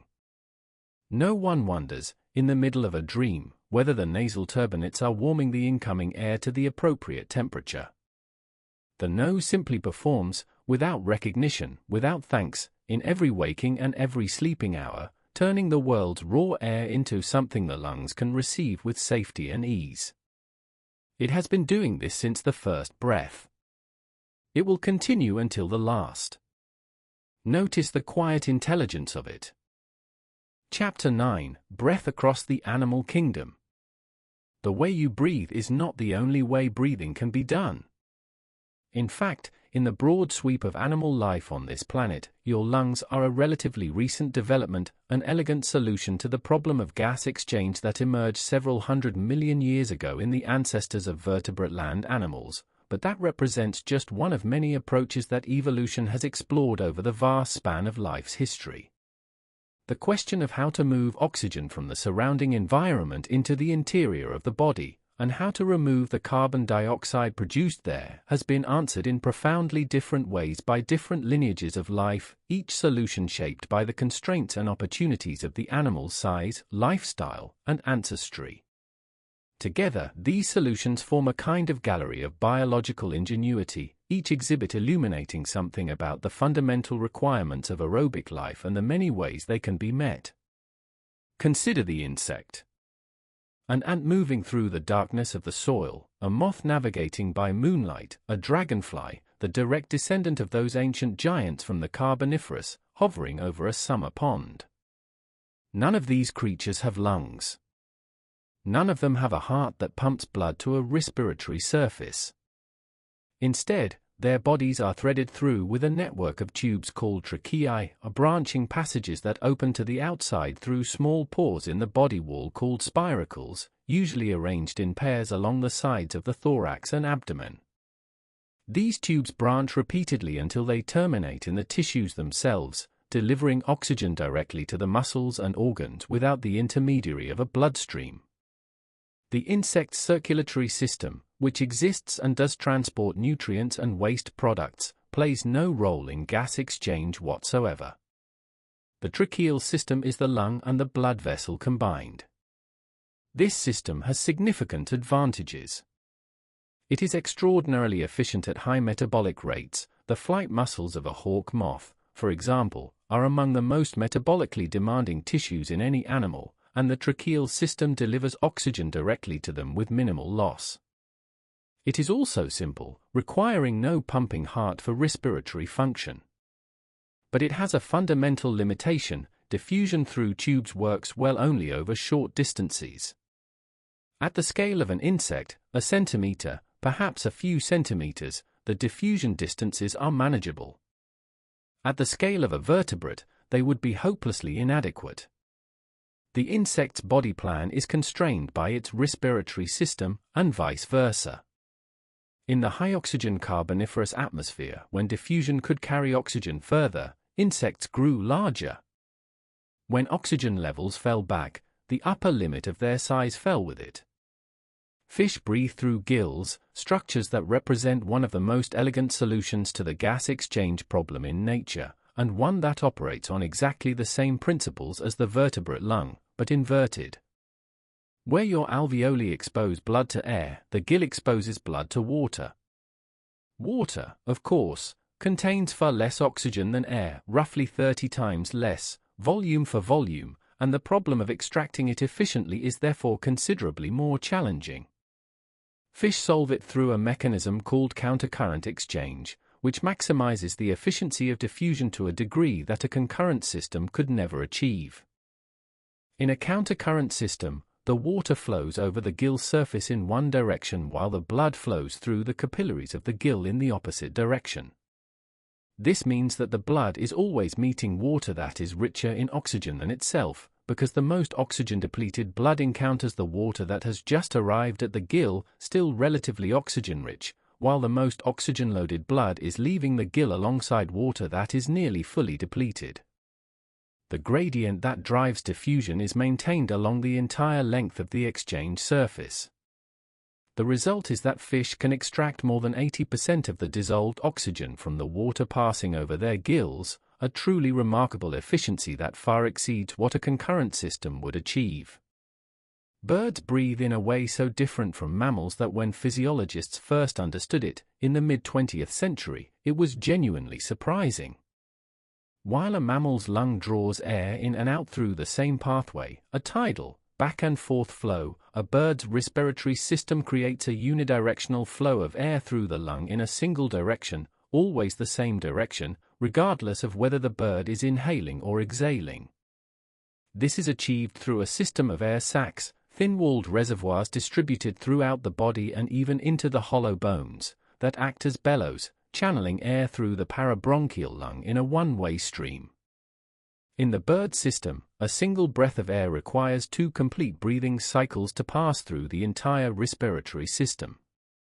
On the first inhale, fresh air enters the posterior air sacs. On the first exhale, it moves forward through the lung. On the second inhale, it moves into the anterior air sacs. On the second exhale, it exits the body.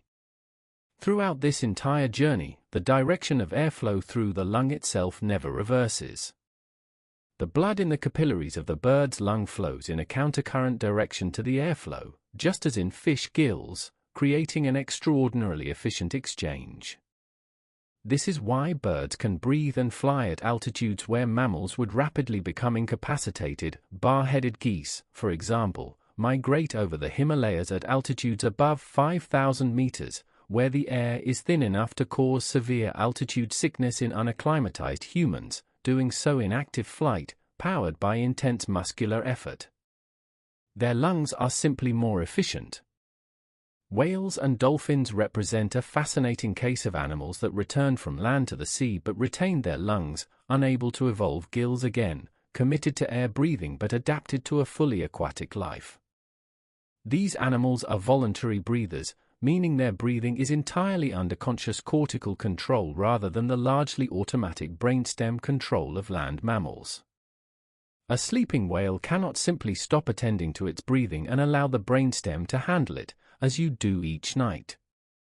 Instead, cetaceans sleep with one brain hemisphere at a time, a state called unihemispheric slow-wave sleep, allowing one half of the brain to rest while the other remains alert and continues to manage breathing. They also have a number of remarkable adaptations that allow them to remain underwater for extended periods, a higher concentration of myoglobin, a muscular oxygen-binding protein similar to hemoglobin, in their muscles, which makes the muscles appear nearly black and allows them to store substantially more oxygen, A spleen that is proportionally very large and contracts upon diving to release a store of oxygen-carrying red blood cells into the circulation, a tendency for the heart rate to slow dramatically during a dive, reducing oxygen consumption, and a reflex vasoconstriction that shunts blood away from the muscles and toward the brain and heart during prolonged dives, prioritizing the organs most sensitive to oxygen deprivation. The lungfish, a group of ancient, large-bodied fish that have persisted largely unchanged for 360 million years, are a living bridge between the aquatic and terrestrial approaches to breathing. Lungfish inhabit slow, oxygen-poor waters in tropical Africa, South America, and Australia, where the gills alone would be insufficient. They have evolved an air-breathing organ that is not quite a gill and not quite a lung, but something between the two, a vascularized swim bladder modified to extract oxygen from gulped air. In the dry season, the African lungfish can survive for months, even years, buried in a cocoon of mucus in the dried bed of a lake or river, breathing air through a small opening in its cocoon, its metabolism reduced to the barest minimum, waiting for the rains to return. It is not dormant, it is not frozen in time, it is simply very, very slow. A breathing creature in a landscape that has temporarily ceased to support breathing. All of these approaches, the tracheal tubes of the insect, the gills of the fish, the air sac system of the bird, the voluntary breathing of the whale, the ancient lung of the lungfish, are answers to the same question that your lungs answer: how to sustain aerobic life in a world where oxygen must be constantly harvested and carbon dioxide constantly expelled. The question is ancient. The answers are varied. And yours, tonight, resting in the warmth and quiet of this room, is one of the most recent and perhaps one of the most elaborate. It serves you well. Sea turtles have evolved a quiet solution to the problem of winter survival in cold water. During the coldest months, loggerhead and green turtles may remain submerged for many hours, sometimes longer, supplementing the oxygen supply they have taken from a surface breath through a highly vascularized structure near the tail, sometimes called the cloacal bursa. By drawing water in and out of this chamber in a slow rhythm, the turtle exposes its dense capillary network to dissolved oxygen in the water, not true gill breathing, since the exchange surface is far less efficient than a gill, but sufficient to supplement the dramatically reduced metabolic needs of a cold, largely inactive turtle. The cold water is not merely the environment the turtle endures. It is a collaborator in its survival, suppressing the metabolic rate to a level that makes even this modest supplemental exchange enough to sustain life. Several species of shark demonstrate the opposite extreme, an absolute, inescapable dependence on continuous movement to breathe. Mako sharks, great white sharks, and a handful of other fast pelagic species are obligate ram ventilators. They drive water over their gills solely by swimming forward, and if they stop, water stops flowing across the gill surface, and they suffocate. They cannot pump water actively over their gills, as many reef sharks and bottom-dwelling species can.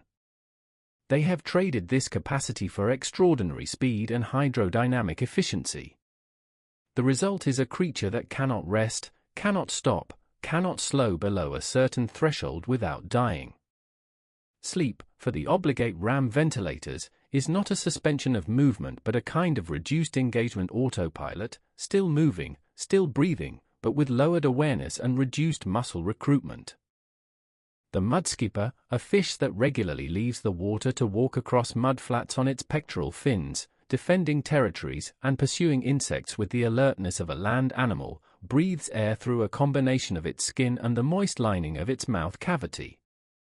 To maintain the moist surface that gas exchange requires, it rolls periodically in puddles or returns briefly to the water. It can remain out of water for hours. The mudskipper is a living model of the transition that its distant ancestors made roughly 375 million years ago, when the first tetrapods hauled themselves onto land and found that the atmosphere, in its oxygen-rich post-great oxidation state, was available for breathing, if only the right surface could be brought to it. The mudskipper is not a primitive or failed fish. It is a remarkable specialist, an animal that has found the edge between worlds and made it home. All of these solutions, the tracheal tubes, the gills, the air sacs, the cloacal bursae, the ram-ventilating gills, the moist skin of the mudskipper, converge on the same requirement: oxygen must reach the mitochondria, and carbon dioxide must be removed, at rate sufficient to sustain life. The mechanisms differ enormously in their architecture, their efficiency, their evolutionary history, and their constraints. The molecule sought is always the same. The molecule returned is always the same. In this fundamental exchange, every breathing creature on Earth is doing the same thing, in the same body of air and water, that the first aerobic organisms began doing 2.5 billion years ago. You do it with lungs, tonight, in the warmth and stillness of a room, without effort or awareness, sharing the ancient molecular transaction that connects you to every breathing thing that has ever lived on this earth. The method is yours. The breath is everyone's. Rest in it. Chapter 10: The Vagal Rhythm. There is a nerve in your body that the anatomists named after the Latin word for wandering. The vagus nerve, the wanderer, is the longest cranial nerve in the body, arising from the brainstem and traveling downward through the neck, into the chest, and then into the abdomen, branching and reaching as it goes to touch the heart, the lungs, the stomach, the liver, the kidneys, the intestines, and a great deal of what lies between. It is a nerve that both sends signals and receives them, carrying information in both directions, from the brain down to the organs and from the organs up to the brain, in a continuous two-way conversation that forms the backbone of the parasympathetic nervous system. And it turns out to be intimately, almost elegantly, linked to the rhythm of your breathing. The connection between breathing and the vagus nerve produces one of the most beautiful and practically important phenomena in human physiology, a phenomenon called respiratory sinus arrhythmia. The name sounds medical and slightly alarming, but it describes something entirely normal and, in fact, associated with health and vitality. It is this: with every inhalation, your heart rate increases slightly. With every exhalation, it decreases. The heart is not beating at a perfectly steady rate, it is oscillating, speeding, and slowing in synchrony with the breath, in a rhythm that can be felt if you pay close attention or measured with any heart rate monitor sensitive enough to detect beat-to-beat changes. The mechanism behind this involves the vagus nerve directly. On inhalation, the expanding lungs stretch the pulmonary stretch receptors, which send signals up the vagus nerve to the brainstem.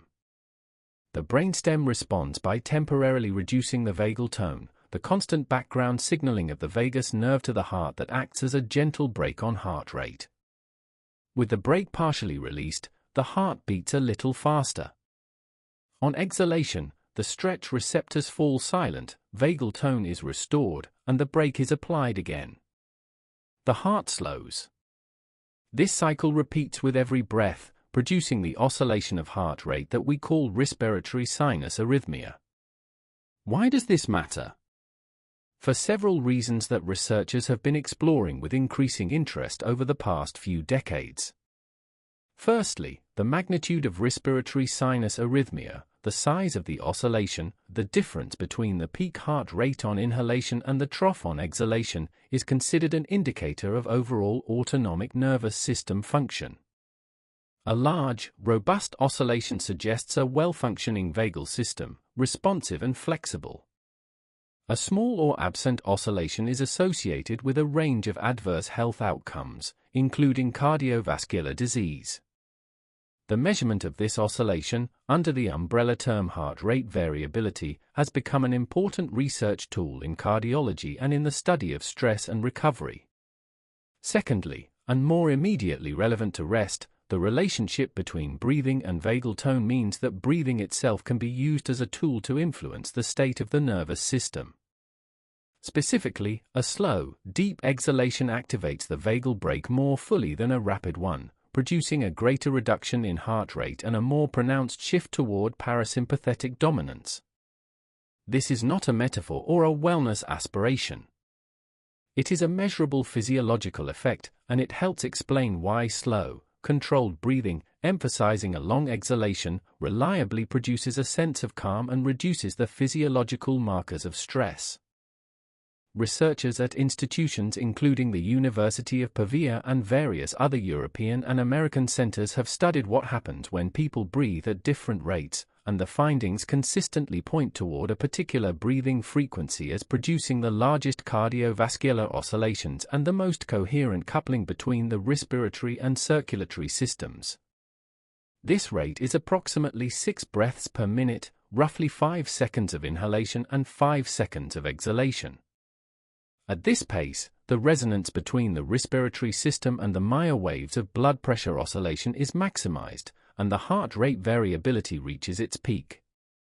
Some researchers call this the resonant frequency of the cardiovascular system. 6 breaths per minute is considerably slower than the typical resting rate of 12 to 15. It requires some conscious attention to maintain in waking life. But in the early stages of sleep, in that dissolving margin between awareness and unconsciousness, the breathing naturally tends toward something slower and more even. The body is, without any instruction, moving toward a pattern that is closer to this optimal range. The vagal tone is rising. The heart rate is settling. The oscillations continue, quieter now, easier, like waves on a sea that is becoming calmer toward morning. The exhale deserves particular attention. Many traditions of breathing practice, from the ancient systems of pranayama in India to the more recently codified methods of Western clinical research, have independently arrived at the conclusion that the exhale is the more restorative half of the breath. This corresponds to what physiology says: it is on the exhale that vagal tone is highest, that heart rate is lowest, that the parasympathetic influence on the body is most pronounced. The inhale is activating, it brings oxygen, it slightly stimulates, it momentarily increases heart rate. The exhale is quieting, it carries carbon dioxide away, it slows the heart, it deepens the rest. If you follow a single breath right now, inhalation, then exhalation, you may be able to feel the subtle shift at the transition. Not a dramatic change, but something. A slight easing as the air leaves. A small settling. This is the vagal rhythm in action, this is the breath slowing the heart, this is the parasympathetic system being given its moment of emphasis. If you were wearing a heart rate monitor sensitive enough to show beat-to-beat changes, you would see the number drop slightly as you exhale. You are literally quieting your cardiovascular system with your breath. The vagus nerve carries signals from the gut to the brain as well as in the other direction, and this communication may partly explain the deep sense of physical relaxation that can accompany slow breathing, a settling not just of the chest but of the whole trunk, as if the internal organs themselves are releasing something they had been holding. The gut has a nervous system of its own, the enteric nervous system, with more neurons than the spinal cord, and its state of activity is communicated upward through the vagus in ways that affect mood, arousal, and the general sense of ease or unease. A calm digestive system, sending calm signals up the vagus to a brain that is already receiving the slow rhythmic input of controlled breathing, contributes to the overall state of physiological rest that is the precondition for sleep. In the final hours before sleep, the body's autonomic balance is already shifting toward the parasympathetic. Core body temperature falls slightly, a reliable signal to the brain that sleep is approaching. The gut slows its activity. The muscles lose their daytime tone. The heart rate falls from its daytime average. And the breathing slows and deepens, extending the exhalation, engaging the vagal rhythm more fully. All of these changes are happening to you right now, as you lie here and listen, as the words wash over you without requiring you to hold them or remember them or do anything with them at all. The vagus nerve is carrying the message of the exhale to your heart. Your heart is listening. Stephen Porges, an American neuroscientist, proposed in the 1990s a framework called polyvagal theory that has become influential in understanding how the nervous system manages states of safety and threat. At its core, the theory describes the vagal system not as a single uniform break on the sympathetic nervous system, but as a hierarchically organized set of circuits with different evolutionary origins and different behavioral signatures. The most recently evolved component, the ventral vagal circuit, which connects the vagus nerve to the muscles of the face, the larynx, and the pharynx, as well as to the heart, is associated with states of social engagement, safety, and calm. When this circuit is active, the face is mobile and expressive, the voice modulated and warm, the heart rate regulated comfortably, and the breath slow and full. It is a state in which the body knows, below the level of thought, that it is safe. The breath, in that state, reflects the knowledge. Humming activates the vagal system through a mechanism that researchers have only recently begun to study in detail. The vibration of humming stimulates receptors in the larynx and pharynx that send signals along the vagus nerve to the brainstem, producing a mild parasympathetic response. There is also evidence that humming dramatically increases the concentration of nitric oxide in the paranasal sinuses, by some accounts 15-fold or more above the baseline of quiet breathing. Since nasal nitric oxide is carried with inhaled air into the lungs, where it acts as a local vasodilator, the act of humming may improve pulmonary circulation at the same time as it activates the vagal system. An ordinary human sound, requiring no equipment and no training, producing effects on the cardiovascular and respiratory systems that most people have no idea it produces. Research by Andrew Huberman and colleagues at Stanford has highlighted the extraordinary effectiveness of the physiological sigh as an acute stress reduction tool, more effective, per unit of time, than other breathing techniques tested in controlled conditions. A single deliberate physiological sigh, a normal inhale followed immediately by a second, smaller inhale to fully inflate the lungs, and then a slow, extended exhale, produces a measurable and rapid shift in autonomic state. The double inhale re-inflates collapsed alveoli, reducing CO2 buildup in those chambers. The long exhale that follows maximizes vagal activation, slowing the heart more than a normal exhale would. The result is a rapid, significant reduction in physiological stress markers, an effect achievable in a single breath cycle. The body has had this tool since it had lungs. Chronic stress erodes vagal tone gradually and measurably. Studies consistently find lower heart rate variability in people experiencing prolonged anxiety, depression, or sustained occupational strain, a finding that holds across cultures, ages, and measurement methodologies. The vagal system, under continuous threat mode activation, becomes less flexible, less responsive to each breath. The exhalation shortens. The oscillations of heart rate diminish. The parasympathetic influence over the body becomes weaker. This is not an irreversible change. Vagal tone responds to slow breathing practice, to exercise, to the felt experience of social safety and connection, to sleep.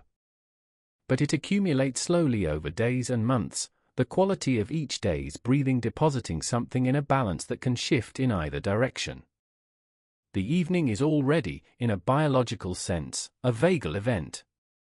As the light fades and the day's demands withdraw, the parasympathetic nervous system gradually increases its influence.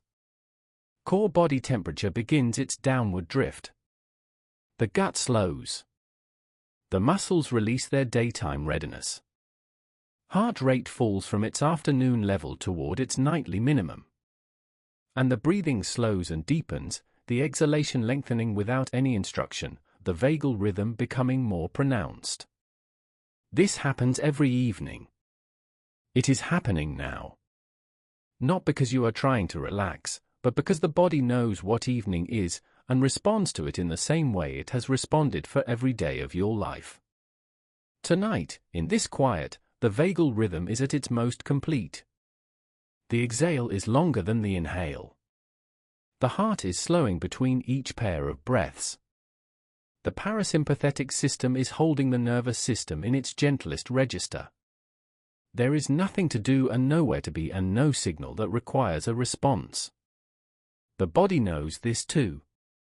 It is settling into the breath that belongs to the night, slower, fuller, more deeply restorative than anything the day offers. Let the exhale be long. Chapter 11: Ancient Oxygen. Every breath you take is the end of a very long story. The oxygen that enters your body tonight, the oxygen that crosses your alveolar walls and binds to hemoglobin and travels to your cells and is consumed in the mitochondria, releasing the energy that keeps every process of your life running, that oxygen was released by a living thing, perhaps yesterday, perhaps a century ago, perhaps in a geological age so remote that the landscape it belonged to would be unrecognizable to us. It was released by photosynthesis. And photosynthesis is, in a deep sense, the founding act of the living world as we know it, the process that transformed this planet from a place that could not have sustained a single breath into the place you are breathing in tonight. To understand photosynthesis is to understand something genuinely remarkable about the nature of energy and matter. Living things require energy to do everything they do, to move, to think, to grow, to repair, to reproduce. This energy must come from somewhere, and in the case of almost all life on Earth, it traces back ultimately to the sun. The challenge is capturing sunlight, electromagnetic radiation, photons, packets of energy moving through space at the speed of light, and converting it into a form that chemistry can use. This is what photosynthesis does, and it does it through a process of extraordinary elegance. In the cells of a plant, and in the cyanobacteria that invented the basic mechanism, there are specialized compartments called chloroplasts, themselves thought to be the descendants of cyanobacteria that were engulfed by a larger cell and eventually became permanent, domesticated residents. Inside these chloroplasts are stacked membranes threaded with a green pigment called chlorophyll. Chlorophyll is green because it absorbs red and blue light from the spectrum and reflects the wavelengths in between, the green we see when we look at a leaf. The absorbed photons excite electrons in the chlorophyll molecule, raising them to a higher energy state, from which their energy can be harnessed to drive chemical reactions. The core of photosynthesis, the part that produces the oxygen you breathe, involves splitting water. Molecules of water, drawn up from the soil through the roots and stems of a plant, arrive in the leaf cells and are presented to a large protein complex in the chloroplast membrane called photosystem II.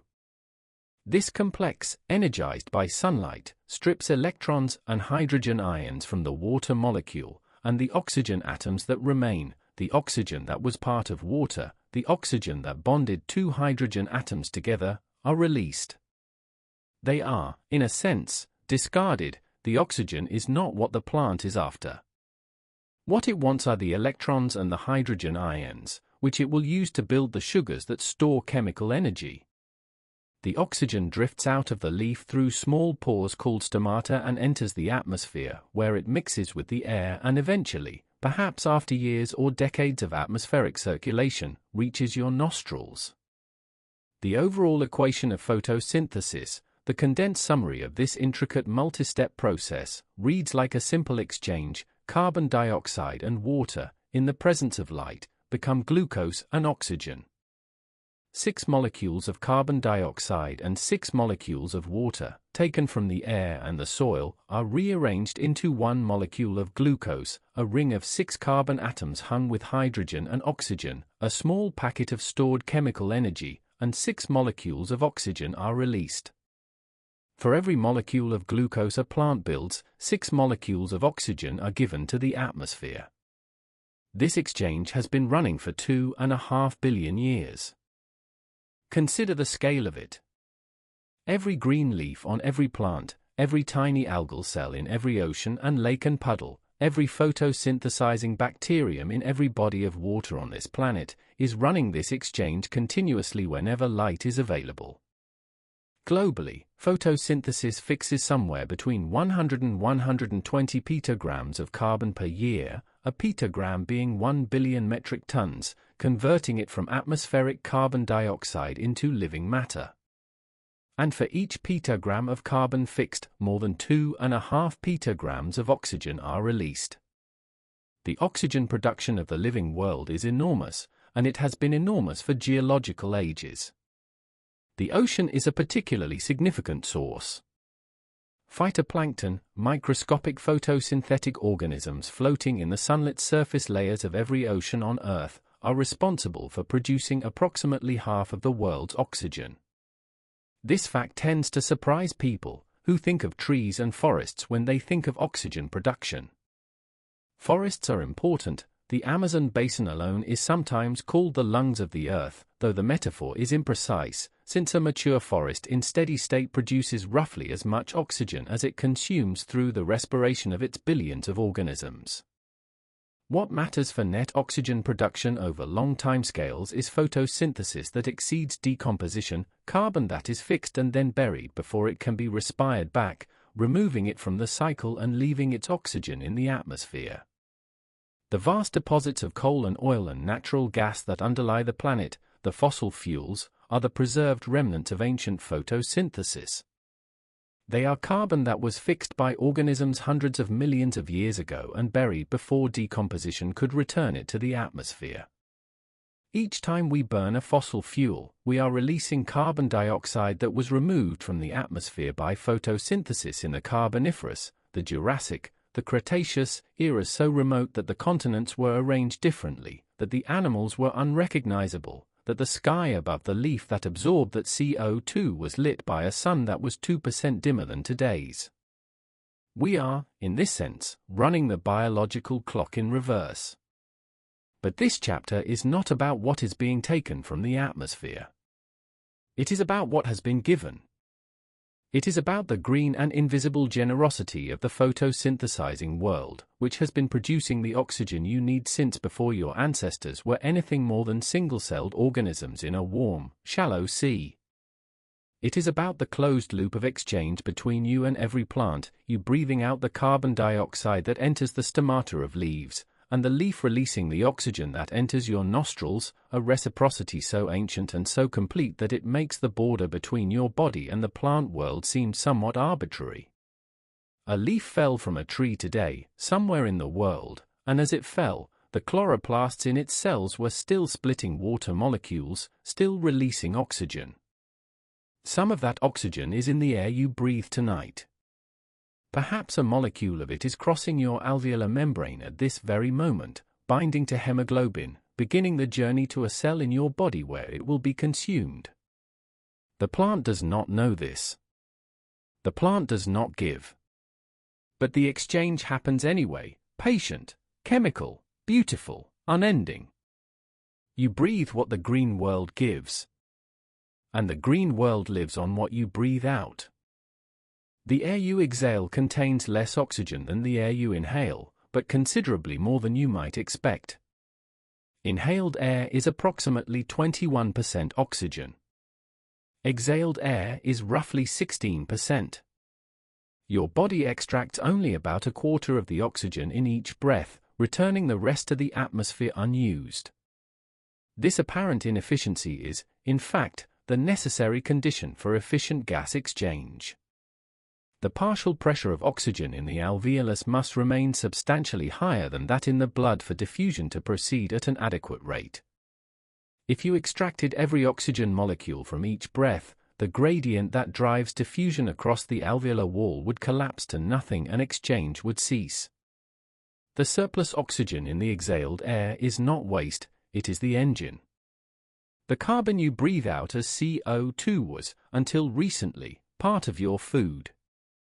The carbon atoms now leaving your body in each exhalation were, days or weeks ago, part of a molecule of glucose or fat or protein, part of the bread or the fruit or the grain you ate, which itself grew from soil and air and sunlight.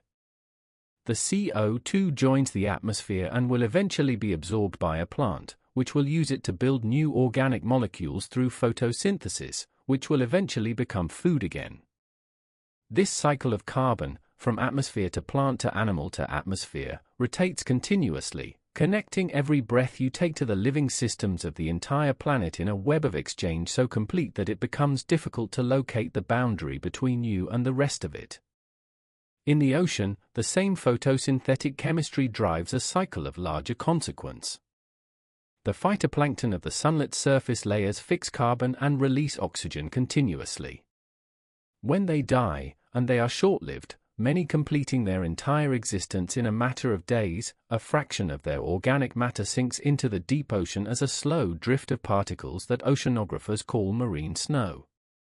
This sinking carries carbon away from the sunlit surface and into the deep, where it may remain for centuries or millennia, or eventually settle into the sediment and stay there for geological ages. This process, the biological pump, has been removing carbon from the surface ocean and from the atmosphere and burying it in the deep since before the Cambrian, and it is one of the principal mechanisms by which the planet manages its atmospheric CO2 over geological time. The oxygen that remains after the carbon is buried adds incrementally to the atmospheric reservoir.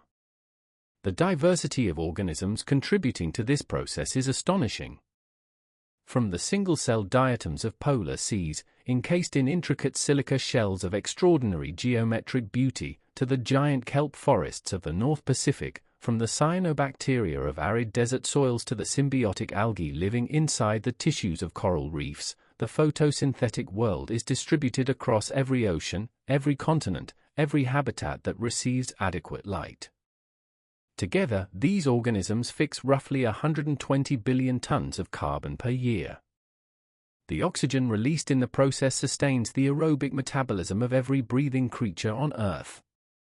You are one of billions of recipients of this annual production, taking your share with each breath, returning your CO2 with each exhalation, participating in a system so vast and so ancient that the scale of it exceeds the imagination's reach. Breathing is not merely a personal act. It is participation in a planetary system. When you inhale, you draw on the accumulated photosynthetic output of the entire biosphere, past and present, ocean and land, microscopic and vast.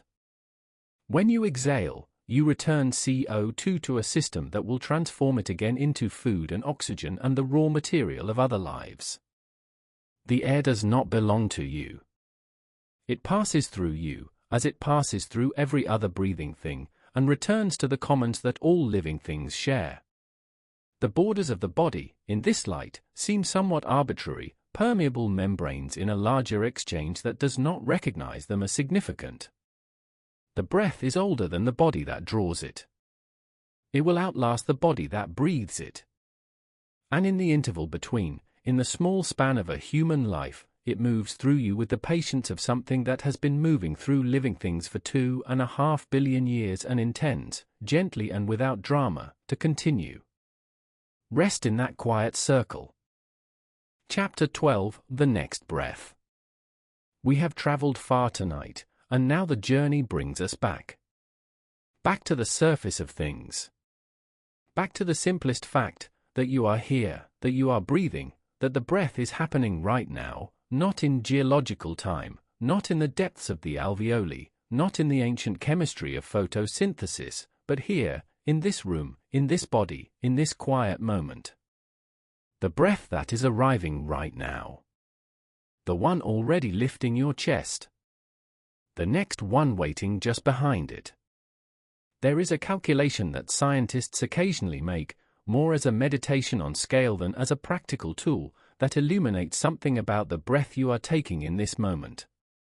Consider the number of molecules in a single breath, a breath of perhaps half a liter of air. At sea level, that half liter contains roughly 10,000 billion molecules. Written out, that is a 10 followed by 22 zeros.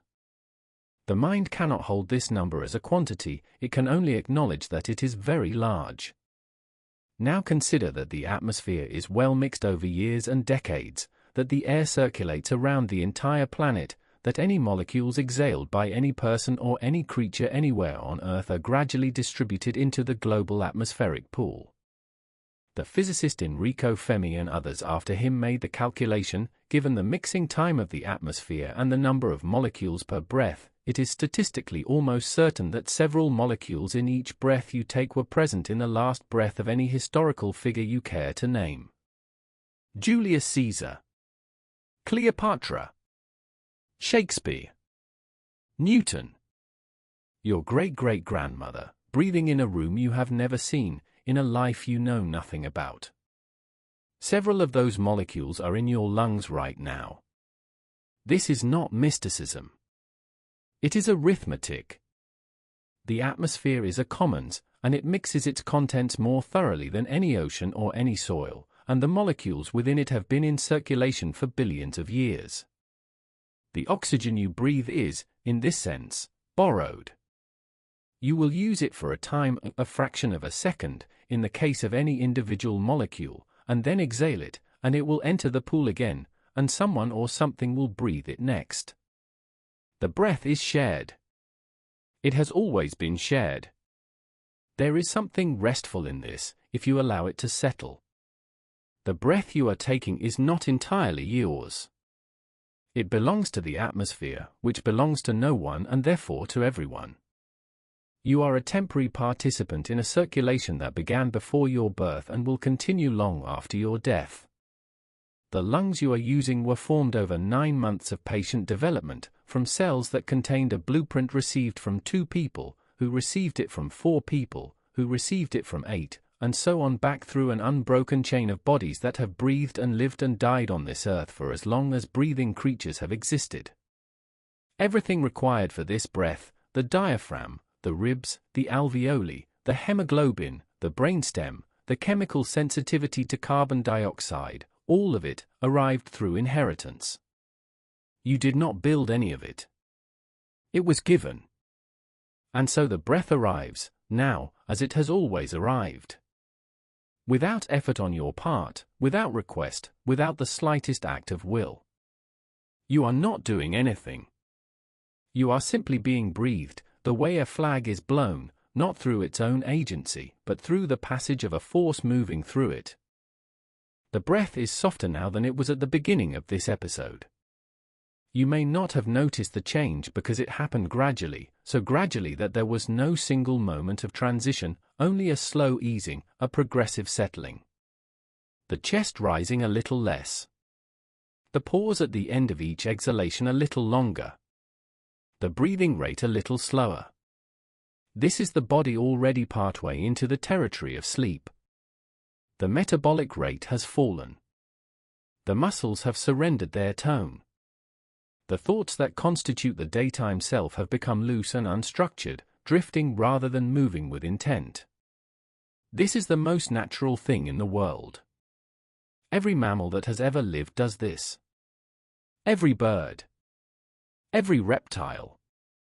Every living thing that has a nervous system capable of fatigue and recovery enters, in its own way, some version of this state, a daily withdrawal from the world, a restoration of the capacity to engage with it again. Sleep is not the absence of life. It is its renewal.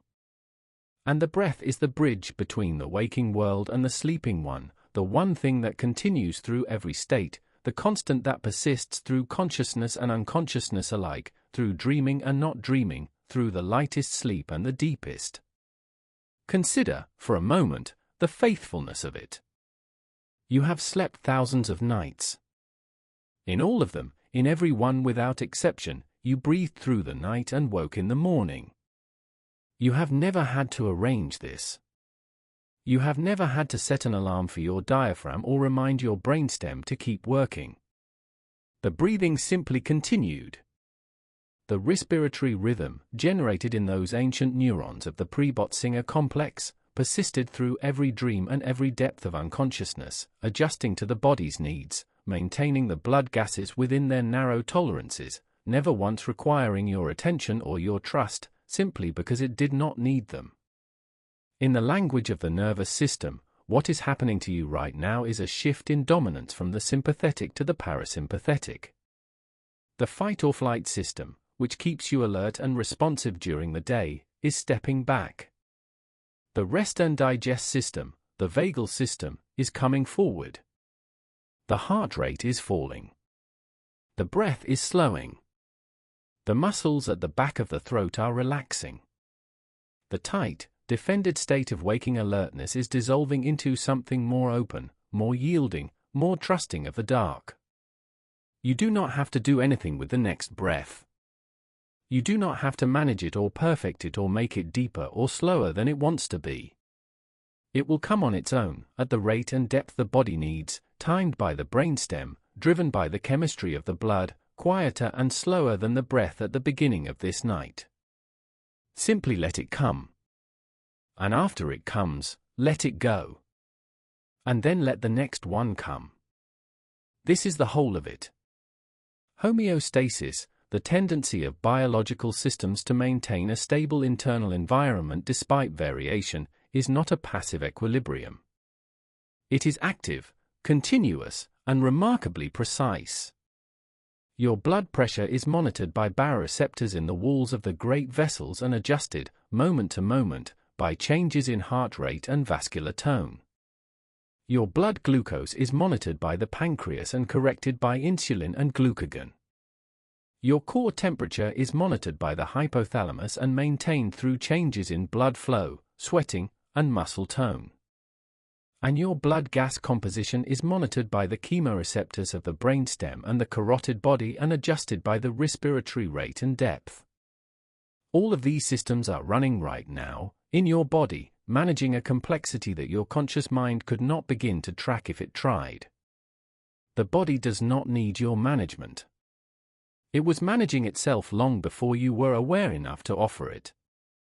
Core body temperature falls slightly in the hours before and during sleep, a change of roughly 1 degree Celsius from daytime peak to nighttime trough. This cooling is not merely a consequence of sleep, it is partly a signal for it. The suprachiasmatic nucleus, the brain's circadian clock, begins cooling the body in the early evening, and this cooling initiates a cascade of physiological changes associated with the sleep state. The cooler blood affects the sensitivity of the chemoreceptors slightly, contributing to the reduced respiratory drive of sleep. The reduced metabolic rate of the sleeping body produces less CO2, and the breathing slows to match.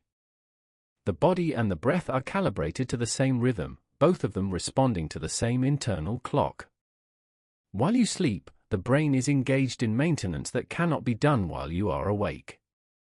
Memory consolidation occurs during slow-wave sleep. The experiences and learning of the day are replayed in the hippocampus and transferred to long-term cortical storage in patterns that researchers can measure from outside the skull. Emotional memories are processed during REM sleep, and their emotional charge is gradually reduced, making them more manageable, more integrated. And throughout both sleep stages, the glymphatic system, a network of channels surrounding the brain's blood vessels, driven by cerebrospinal fluid pulsing through them, flushes metabolic waste products from the brain tissue. Amyloid, tau, and other proteins that accumulate during waking hours are cleared during sleep. This clearance cannot occur adequately during wakefulness. The flow of the cleaning fluid through the brain channels depends on the relaxation of the brain cells and on the particular patterns of electrical activity that accompany sleep. The brain needs the night. The breath, during this cleaning, is not incidental. The slow, regular respiration of deep sleep creates a predictable rhythm of intracranial pressure changes that may facilitate the pulsed flow of cerebrospinal fluid through the glymphatic channels. The breath and the brain's housekeeping are physiologically coupled. This is among the reasons why poor sleep, fragmented, insufficient in deep slow-wave stages, is associated over years with the accumulation of the proteins that characterize Alzheimer's disease. The sleeping breath maintains the brain not only by delivering oxygen but by creating the mechanical conditions for its overnight cleaning. The body knows how to do all of this. It has been doing all of this for every night of your life. The hormonal shifts of sleep, the rise of growth hormone in the first slow-wave period, the fall of cortisol to its nightly nadir, the cycling of melatonin through the night, are all orchestrated without your participation. The immune system's nocturnal surge of activity. The tissue repair that proceeds most actively during sleep. The slow restoration of the neurotransmitter pools that were depleted during the day's thinking and feeling. None of this requires your instruction. None of it requires your awareness. It requires only that you lie still and breathe and allow the body to do what the body has always known how to do. You can trust this. Not because trust is a decision you are making, but because the trust has already been made on your behalf. in every night of sleep you have ever managed to fall into. The body has never failed to begin its restorative work when given the opportunity. It will begin again tonight, as surely as the breath has continued through every night of your life without a single interruption. The breath that is happening now, slower, softer, more even than the breath at the beginning of this episode, is the bridge between the waking world and the sleeping one. It is the one thread that continues through every state of consciousness, the single constant in the passage from day to night to day again. It will carry you now across the last thin margin of wakefulness and into whatever follows, the dreams, the depths, the quiet processing of the sleeping mind. You do not need to manage the crossing. The breath will carry you. Let go. Breathe out, slowly, all the way to the end of the exhalation, and then let the next breath come when it comes, which will be soon, which will be now, in the patient rhythm of the brainstem, in the quiet of the body, in the dark and the warmth of wherever you are resting tonight. The alveoli are doing their work. The hemoglobin is carrying. The brainstem is counting. You can sleep. This is the breath. Closing your breath. You have traveled far tonight, and you are nearly home.